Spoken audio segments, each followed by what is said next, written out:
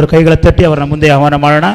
ಅವರು ಕೊಡುವಂಥ ದೇವರ ವಾಕ್ಯಗಳನ್ನು ನಾವೆಲ್ಲರೂ ಶ್ರದ್ಧೆಯಿಂದ ಭಕ್ತಿಯಿಂದ ಕೇಳೋಣ. ಪುರ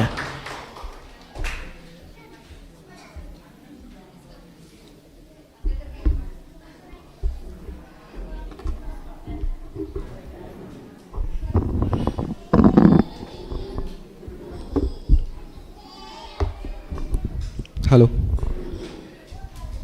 ಓಕೆ, ಪ್ರಾರಂಭ ಮಾಡಿಕೊಳ್ಳೋಣ. ಎಲ್ಲ ತಲೆಗಳನ್ನು ಬಾಗಿಸುವುದಾದರೆ ಚಿಕ್ಕ ಪ್ರಾರ್ಥನೆ.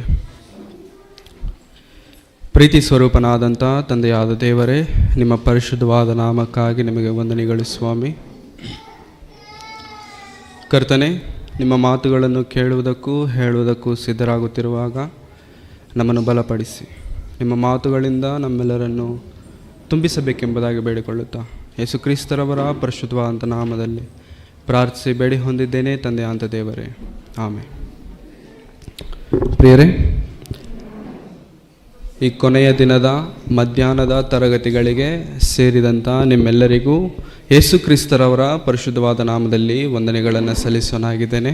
ಪ್ರಿಯರೇ, ದಯಮಾಡಿ ಯಾರಾದರೂ ಇನ್ನೂ ಹೊರಗಡೆ ಇದ್ದವರು ಯಾರಾದರೂ ಇದ್ದರೆ ದಯಮಾಡಿ ಬೇಗನೆ ನೀವೆಲ್ಲರೂ ಸೇರಿ ಬರಬೇಕೆಂಬುದಾಗಿ ಕೇಳಿಕೊಳ್ತಿದ್ದೇನೆ. ಯಾಕಂತಂದರೆ ಒಂದು ವಿಶೇಷವಾದಂಥ ಸಂಗತಿಯನ್ನು ಈ ದಿನದಲ್ಲಿ ನಾವು ಧ್ಯಾನಿಸೋದಕ್ಕೆ ಮುಂದಕ್ಕೆ ಹೋಗೋರಾಗಿರೋಣ. ಪ್ರಿಯರೇ, ವಾಕ್ಯವನ್ನು ಪ್ರಾರಂಭಿಸೋದಕ್ಕಿಂತ ಮುಂಚೆ 18ರಿಂದ 25 ವರ್ಷ ಇರುವಂಥವ್ರು ಯಾರ್ಯಾರಿದ್ರೆ ದಯಮಾಡಿ ಕೈ ಎತ್ತಿ. 18ರಿಂದ 25 ವರ್ಷ please. Okay, next, thank you. ಇಳಿಸಿ. ಈಗ 15ರಿಂದ 18ರವರೆಗೆ ಇರುವಂಥವ್ರು ಯಾರಿದ್ರೆ ದಯಮಾಡಿ ಕೈ ಎತ್ತಿ. Okay, thank you. ಸತ್ಯವೇದದಲ್ಲಿರುವಂಥ ಒಂದು ಒಳ್ಳೆಯ ಮಾತನ್ನು ನಾವು ನೋಡಿಕೊಳ್ಳೋಣ. ಪ್ರಲಾಪಗಳು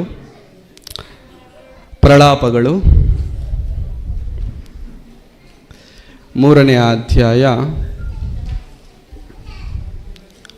ಪ್ರಲಾಪಗಳು 3ನೇ ಅಧ್ಯಾಯ 27, 28 ವಚನಗಳನ್ನು ನಾವೊಮ್ಮೆ ಓದಿಕೊಳ್ಳೋಣ. ಯೌವನದಲ್ಲಿ ನೊಗ ಹೊರುವುದು ಮನುಷ್ಯನಿಗೆ ಲೇಸು,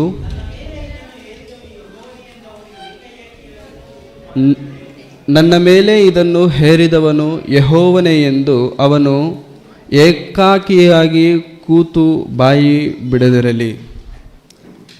ದಯಮಾಡಿ ಎಲ್ಲರೂ ನಿಶಬ್ದರಾಗಿರಬೇಕೆಂಬುದಾಗಿ ಕೇಳ್ಕೊಳ್ತೇನೆ.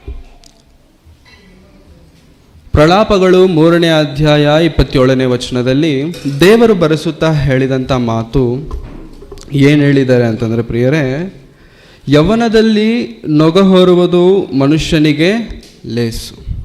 ಯೌವನದಲ್ಲಿ ನೊಗ ಹೊರುವುದು ಮನುಷ್ಯನಿಗೆ ಲೇಸು. ಯೌವನ ಅಂತಂದರೆ ಯೌವನ ಯಾವಾಗ ಪ್ರಾರಂಭವಾಗುತ್ತೆ ಪ್ರಿಯರೇ? ಯಾವಾಗ ಪ್ರಾರಂಭವಾಗುತ್ತೆ? ಇಂಗ್ಲೀಷಲ್ಲಾದರೆ ಟೀನೇಜ್ ಅಂತಾರೆ. ಟೀನೇಜ್, ಯೌವನವನ್ನು ಟೀನೇಜ್ ಅಂತಾರೆ. 15ರಿಂದ ನಾವು ಶುರು ಮಾಡಿದ್ರೆ ಅಥವಾ 10ನಿಂದ ನಾವು ಶುರು ಮಾಡಿದ್ರೆ 10, 11, 12, 13 ಟೀನ್. ಓಕೆ, 13ನಿಂದ ಶುರುವಾಗಿ 14, 15, 16, 17, 18, 19 ಆ್ಯಂಡ್ 20.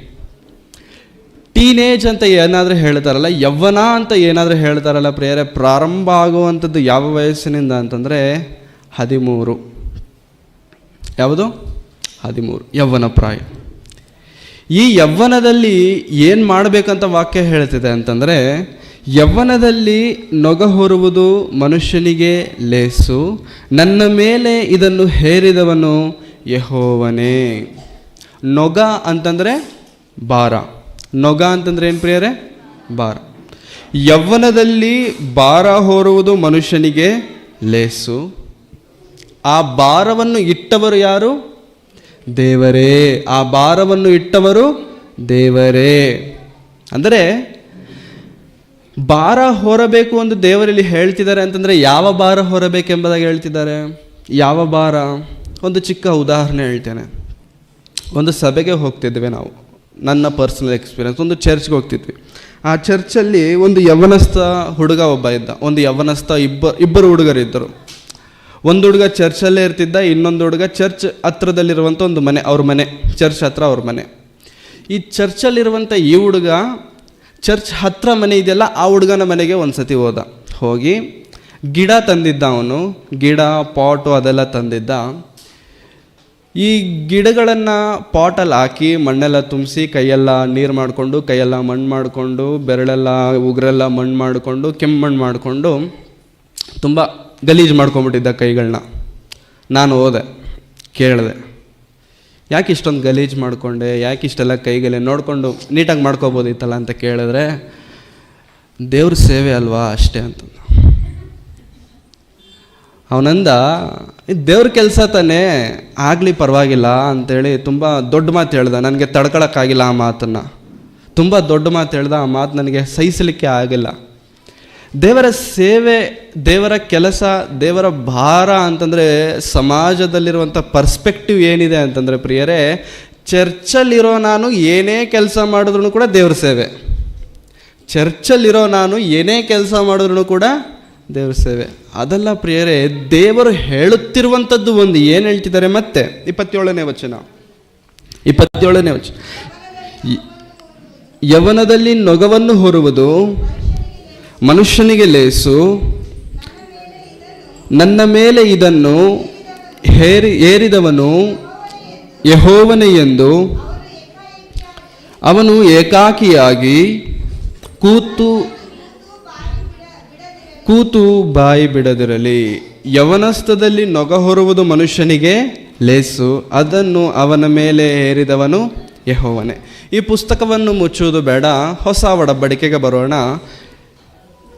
ಯೋಹಾನನ ಮೊದಲನೆಯ ಪತ್ರಿಕೆ, ಯೋಹಾನನ ಬರೆದಂಥ ಮೊದಲನೆಯ ಪತ್ರಿಕೆ 2ನೇ ಅಧ್ಯಾಯ. ಯೋಹಾನನು ಬರೆದಂತಹ ಮೊದಲನೆಯ ಪತ್ರಿಕೆ 2ನೇ ಅಧ್ಯಾಯ 13-14 ವಚನಗಳು.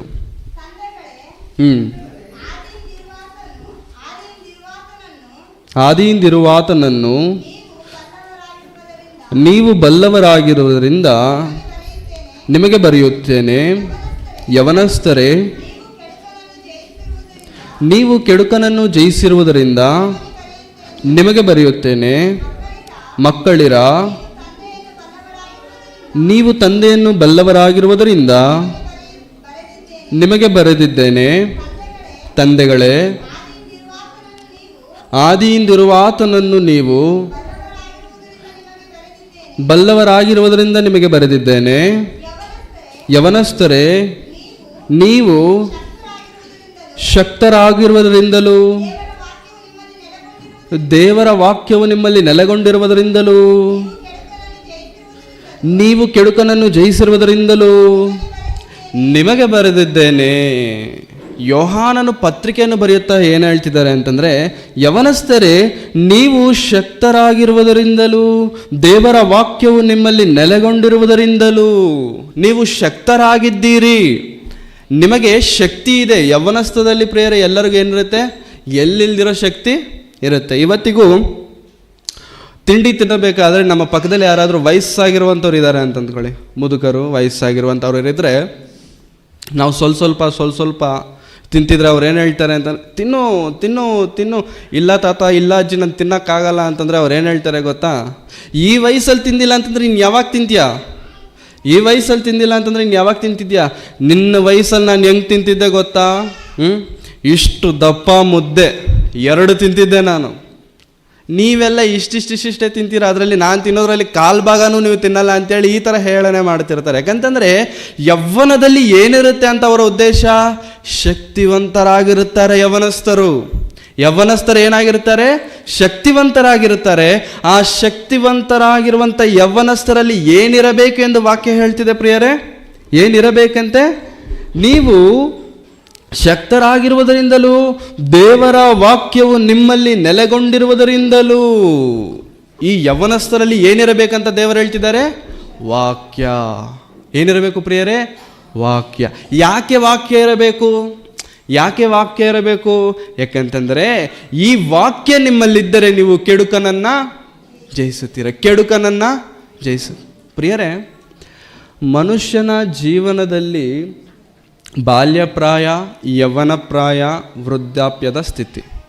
ಈ 3 ಹಂತಗಳಲ್ಲಿ ಪ್ರಾಮುಖ್ಯವಾದಂಥದ್ದು, ಬೆಳೆವುಳ್ಳದ್ದು, ಶ್ರೇಷ್ಠವಾದಂಥ ಹಂತ ಯಾವುದಾದ್ರೂ ಇದೆಯಾ ಅಂತಂದರೆ ಅದು ಯೌವನಪ್ರಾಯ.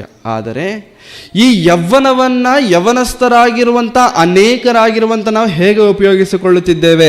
ಈ ದಿನದ ಸಂದೇಶ ಯೌವನಸ್ಥರು ಪ್ರಾಮುಖ್ಯವಾಗಿ ಶ್ರದ್ಧೆಯಿಂದ ಕೇಳಬೇಕಾದಂಥ ಸಂದೇಶ. ಹಾಗಂತ ಬೇರೆಯವರು ಸುಮ್ಮನೆ ಇರಿ ಅನ್ನುವಂಥದ್ದು ನನ್ನ ಉದ್ದೇಶವಲ್ಲ. ಆದರೆ ಯೌವನಸ್ಥರು ಪ್ರಾಮುಖ್ಯವಾಗಿ ಕೇಳಬೇಕಾಗಿರುವಂಥ ಸಂದೇಶ ಇಂದಿನ ಸಂದೇಶ ಪ್ರಿಯರೇ, ಇಂದಿನ ಸಂದೇಶ. ಪ್ರೇಯರ್ಗೆ ಬರಬೇಕಾದ್ರೆ, ಆನ್ ದ ವೇ ಪ್ರೇಯರ್ಗೆ ಬರಬೇಕಾದ್ರೆ ಈ ಕಡೆ ಯಲಹಂಕದಿಂದ ಬರ್ತಾ ಈ ಫ್ಲೈಓವರ್ ಇಳ್ಕೊಂಡು ಒಳಗಡೆಗೆ ಬರ್ತೀವಲ್ಲ, ಒಳಗಡೆಗೆ ಎಂಟ್ರಾಗ್ತೀವಿ, ಬಾಗ್ಲೂರು, ಸಾತ್ನೂರು, ಬಾಗ್ಲೂರಿಗೆ. ಈ ಥರ ಎಂಟ್ರಾಗ್ತಿರಬೇಕಾದ್ರೆ ಪ್ರೇಯರ ಎಂಟ್ರೆನ್ಸಲ್ಲೇ ಒಂದು ಡಿವೈಡರ್ಗೆ ಡಿವೈಡರ್ ಮಧ್ಯದಲ್ಲಿ ಗಿಡಗಳೆಲ್ಲ ಹಾಕಿರ್ತಾರೆ. ಆ ಗಿಡಗಳಲ್ಲಿ ಒಂದು ಗಿಡಕ್ಕೆ ಒಂದು ಪೋಸ್ಟರ್ ಹಾಕಿದ್ರು, ಒಂದು ಫ್ಲೆಕ್ಸ್ ಹಾಕಿದ್ರು.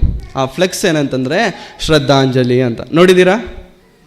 ಶ್ರದ್ಧಾಂಜಲಿ ನೋಡಿದ್ದೀರಲ್ಲ? Very good, okay. ಆ ಹುಡುಗನ ವಯಸ್ಸು ಅದು ನಾನು ನೋಡಿಲ್ಲ ಇಸ್ವಿ ಎಷ್ಟು ಅಂತ. ಹೆಚ್ಚು ಕಡಿಮೆ ಎಷ್ಟಿರ್ಬೋದು ಹೇಳಿ? ಹೆಚ್ಚು ಕಡಿಮೆ 25 ಒಳಗಡೆನೆ. ಹೌದಾ? 25 ವರ್ಷದ ಒಳಗಡೆನೆ. ಏನು ಹಾಕಿದ್ದಾರೆ? ಶ್ರದ್ಧಾಂಜಲಿ. ಅಂದರೆ ಏನರ್ಥ? ಸತ್ತೋಗ್ಬಿಟ್ಟಿದಾನ? ಸತ್ತೋದ್ನ? 25 ವರ್ಷದ ಒಳಗಿರುವಂಥ ಒಂದು ಹುಡುಗ ಮುದುಕ ಅಲ್ಲ, ಹುಡುಗ ಸತ್ತೋಗಿದ್ದಾನೆ ಅಂತಂದರೆ ಏನು ಕಾರಣವಾಗಿರಬಹುದು? ಏನು ಕಾರಣವಾಗಿರಬಹುದು? ಪ್ರಿಯ ಯೌವನಸ್ಥರೇ, ದಯವಿಟ್ಟು ಶ್ರದ್ಧೆಯಿಂದ ಕೇಳಿ. ಮರಣವು ಯಾವಾಗ ಯಾರಿಗೆ ಹೇಗೆ ಬರುತ್ತೋ ಗೊತ್ತಿಲ್ಲ. ಮರಣವು ಯಾವಾಗ ಹೇಗೆ ಬರುತ್ತೋ ಗೊತ್ತಿಲ್ಲ. ನನ್ನ ಸ್ನೇಹಿತನೊಬ್ಬ ಇದ್ದ, ನನ್ನ ಸ್ನೇಹಿತನು ನನ್ನ ಜೊತೆಗೆ ಕೆಲಸ ಮಾಡುತ್ತಿರುವಂಥವನು ದಾವಣಗೆರೆ. ಆ ಹುಡುಗನ ಊರು ದಾವಣಗೆರೆ. ನನ್ನ ಜೊತೆಗೆ ನನ್ನ ಥರ ಕೆಲಸ ಮಾಡುತ್ತಿರುವಂಥ ಒಂದು ಕಂಪನಿ ಕೊಲೀಗ್. ಕೆಲಸ ಬಿಟ್ಟ, ಬೇರೆ ಬೇರೆ ಆದ್ವಿ. ಅವನು ಯಾರೋ ನಮಗೆ ಗೊತ್ತಿಲ್ಲ, ನಾವು ಯಾರೋ ನಮಗೆ ಗೊತ್ತಿರಲಿಲ್ಲ. ಒಂದು 2 ವರ್ಷ ಆಯಿತು. ನಾವು ಪರಿಚಯ, ಒಂದು 6 ತಿಂಗಳು ನಾವು ಅವರು ಪರಿಚಯ ಇದ್ವಿ. ಅದಾದಮೇಲೆ 1 ವರ್ಷ ಆದಮೇಲೆ ಕೆಲಸ ಬಿಟ್ಟ ಮೇಲೆ ಅವನು ಬೇರೆ ಕಡೆ ಇದ್ದಾನೆ, ನಾವು ಬೆಂಗಳೂರಲ್ಲಿ ಇದ್ಕೊಂಡೆ ನಮ್ಮ ಇಷ್ಟ ಬಂದಾಗ ಕೆಲಸ ಮಾಡ್ತೀವಿ. ಈ ಥರ ಕೆಲಸ ಮಾಡ್ತಿರ್ಬೇಕಾದ್ರೆ ವಾಟ್ಸಪ್ಪಲ್ಲಿ ಸ್ಟೇಟಸ್ ಸಿಗ್ತೀವಲ್ಲ ಪ್ರಿಯರೇ, ಸ್ಟೇಟಸ್. ನಮಗೆ ಗೊತ್ತಿರುವಂಥ ಇನ್ನೊಬ್ಬ ಸ್ನೇಹಿತ ಸ್ಟೇಟಸ್ ಇಟ್ಟಿದ್ದಾನೆ. ಆ ಹುಡುಗನ ಫೋಟೋ ಇಟ್ಬಿಟ್ಟು ಸ್ಟೇಟಸ್ ಇಟ್ಟಿದ್ದಾನೆ, RIP ಅಂತ ಸ್ಟೇಟಸ್ ಇಟ್ಟ. ಇಮಿಡಿಯೇಟಾಗಿ ಫೋನ್ ಮಾಡಿ ಕೇಳಿದೆ, ಏನಾಯಿತು ಅಂತ ಕೇಳಿದ್ರೆ ಹಾರ್ಟ್ ಅಟ್ಯಾಕ್ ಆಗಿ ಸತ್ತೋದ ಅಂತಂದ. Heart attack.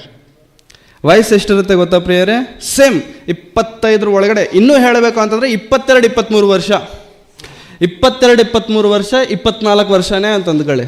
25 ಒಳಗಡೆ ಹೇಗೆ ಸತ್ತೋದ ಅಂತಂದರೆ ಹಾರ್ಟ್ ಅಟ್ಯಾಕ್. 25 ವರ್ಷದ ಹುಡುಗನಿಗೆ ಹಾರ್ಟ್ ಅಟ್ಯಾಕ್ ಬಂದು ಸತ್ತೋಗಿದ್ದಾನೆ ಅಂತಂದರೆ ನಂಬಕ್ಕಾಗತ್ತಾ? ನಂಬುವಂಥ ಮಾತೇನ ಇದು? ಪ್ರಿಯರೇ, ನಮ್ಮ ಜೀವನದಲ್ಲಿ ಮರಣವು ಯಾವಾಗ ನಮ್ಮ ಬಳಿಗೆ ಬರುತ್ತೋ ಗೊತ್ತಿಲ್ಲ. ಈ ಯೌವನವನ್ನು ಕಾಪಾಡಿಕೊಳ್ಳಬೇಕಾದಂಥ ಬಾಧ್ಯತೆ ಎಷ್ಟಾದರೂ ನಮ್ಮ ಮೇಲಿದೆ. ಈ ಯೌವನ ಪ್ರಾಯವನ್ನು ಕಾಪಾಡಿಕೊಳ್ಳಬೇಕಾದಂಥ ಬಾಧ್ಯತೆ ನಮ್ಮ ಮೇಲೆ ಎಷ್ಟಾದರೂ ಇದೆ. ನಾವು ತುಂಬ ಕೇರ್ಲೆಸ್ ಆಗಿರ್ತೇವೆ ಪ್ರಿಯರೇ, ತುಂಬ ಕೇರ್ಲೆಸ್. ನನಗಿಷ್ಟ ಬಂದಂಗೆ ನಾನು ಬದುಕ್ತೇನೆ, ನನಗಿಷ್ಟ ಬಂದಂಗೆ ನಾನು ಜೀವಿಸುತ್ತೇನೆ. ಇಲ್ಲಿ ಕುಳಿತಿರುವಂಥ ಅನೇಕ ಯೌವನಸ್ಥರು ಪ್ರಿಯರೇ, ಇಲ್ಲಿಗೆ ಬಂದಾಗ ಮಾತ್ರ ಭಕ್ತಿ, ಇಲ್ಲಿಂದ ಹೊರಟ ನಂತರ ಭಕ್ತಿ ಇಲ್ಲ, ವಿರಕ್ತಿ. ಭಕ್ತಿ ಇರೋದಿಲ್ಲ. ಇಲ್ಲಿಗೆ ಬಂದಾಗ ಮಾತ್ರ ಭಕ್ತಿ ವೇಷ, ಇಲ್ಲಿಂದ ಹೊರಟ ನಂತರ ಭಕ್ತಿ.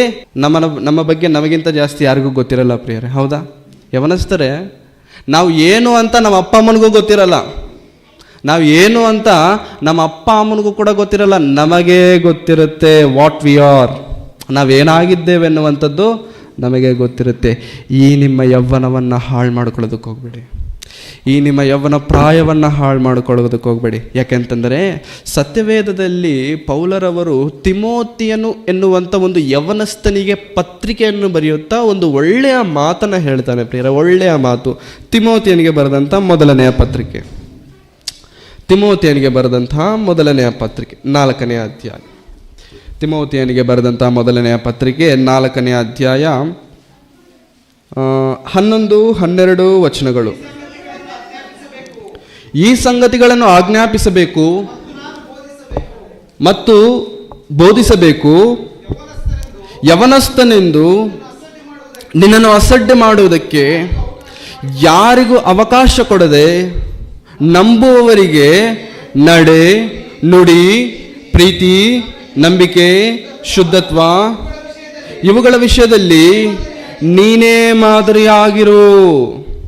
ಯವನಸ್ಥನೆಂದು ನಿನ್ನನ್ನು ಯಾರು ಏನು ಮಾಡಬಾರ್ದಂತ ದೇವರು ಹೇಳ್ತಿದ್ದಾರೆ, ಪೌಲನ್ ಹೇಳ್ತಿದ್ದಾನೆ ಪ್ರಿಯರೇ, ಅಸಡ್ಡೆ ಮಾಡಬಾರ್ದು, ಇಗ್ನೋರ್ ಮಾಡಬಾರ್ದು.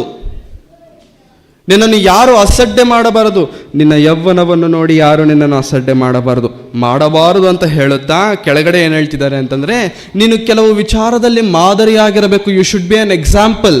ನಡೆ, ನುಡಿ, ಪ್ರೀತಿ, ನಂಬಿಕೆ, ಶುದ್ಧತ್ವ ಇವುಗಳ ವಿಷಯದಲ್ಲಿ ನೀನೇ ಮಾದರಿಯಾಗಿರು.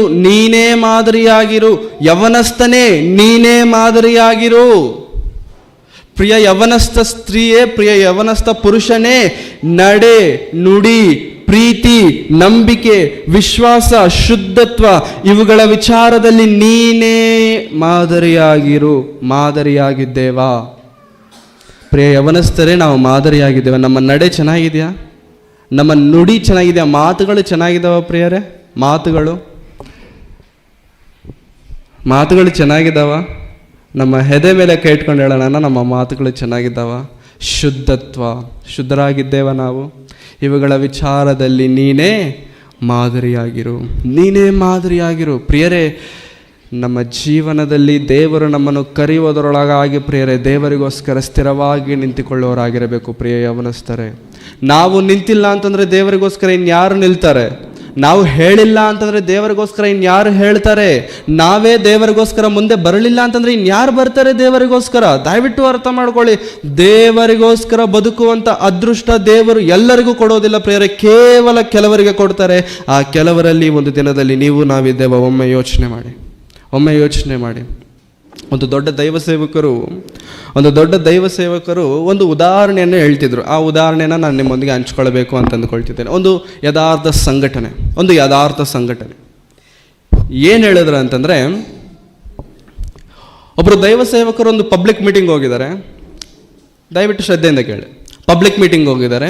ಈ ಪಬ್ಲಿಕ್ ಮೀಟಿಂಗ್ ಹೋದಾಗ ಈ ಪಬ್ಲಿಕ್ ಮೀಟಿಂಗಲ್ಲಿ ಒಬ್ಬ ಬ್ರಾಹ್ಮಣ ಒಂದು ವ್ಯಕ್ತಿ ಬಂದು, ಪಾಸ್ಟ್ರೇ, ನನ್ನ ಮಗಳಿಗೋಸ್ಕರ ನೀವು ಪ್ರಾರ್ಥನೆ ಮಾಡಬೇಕೆಂಬುದಾಗಿ ಕೇಳು. ನನ್ನ ಮಗಳಿಗೋಸ್ಕರ ನೀವು ಪ್ರಾರ್ಥನೆ ಮಾಡಬೇಕು. ಅವಾಗ ಅವ್ರು ಹೇಳಿದ್ರು, ಇಲ್ಲ ಸರ್, ತುಂಬ ಶೆಡ್ಯೂಲ್ ಜಾಸ್ತಿ ಇದೆ, ಮೀಟಿಂಗು, ಮೆಸೇಜ್ಗಳು, ಇದೆಲ್ಲ ಟೈಟ್ ಶೆಡ್ಯೂಲ್ ಇದೆ, ಇವಾಗ ಆಗಲ್ಲ. ಸಾಯಂಕಾಲ ಪ್ರೇಯರ್ ಇರುತ್ತಲ್ಲ, ಸಾಯಂಕಾಲ ನೀವು ಬನ್ನಿ, ಸಾಯಂಕಾಲ ಪ್ರೇಯರ್ ಮಾಡೋಣ. ಸರಿ ಸರ್, ಆಯಿತು.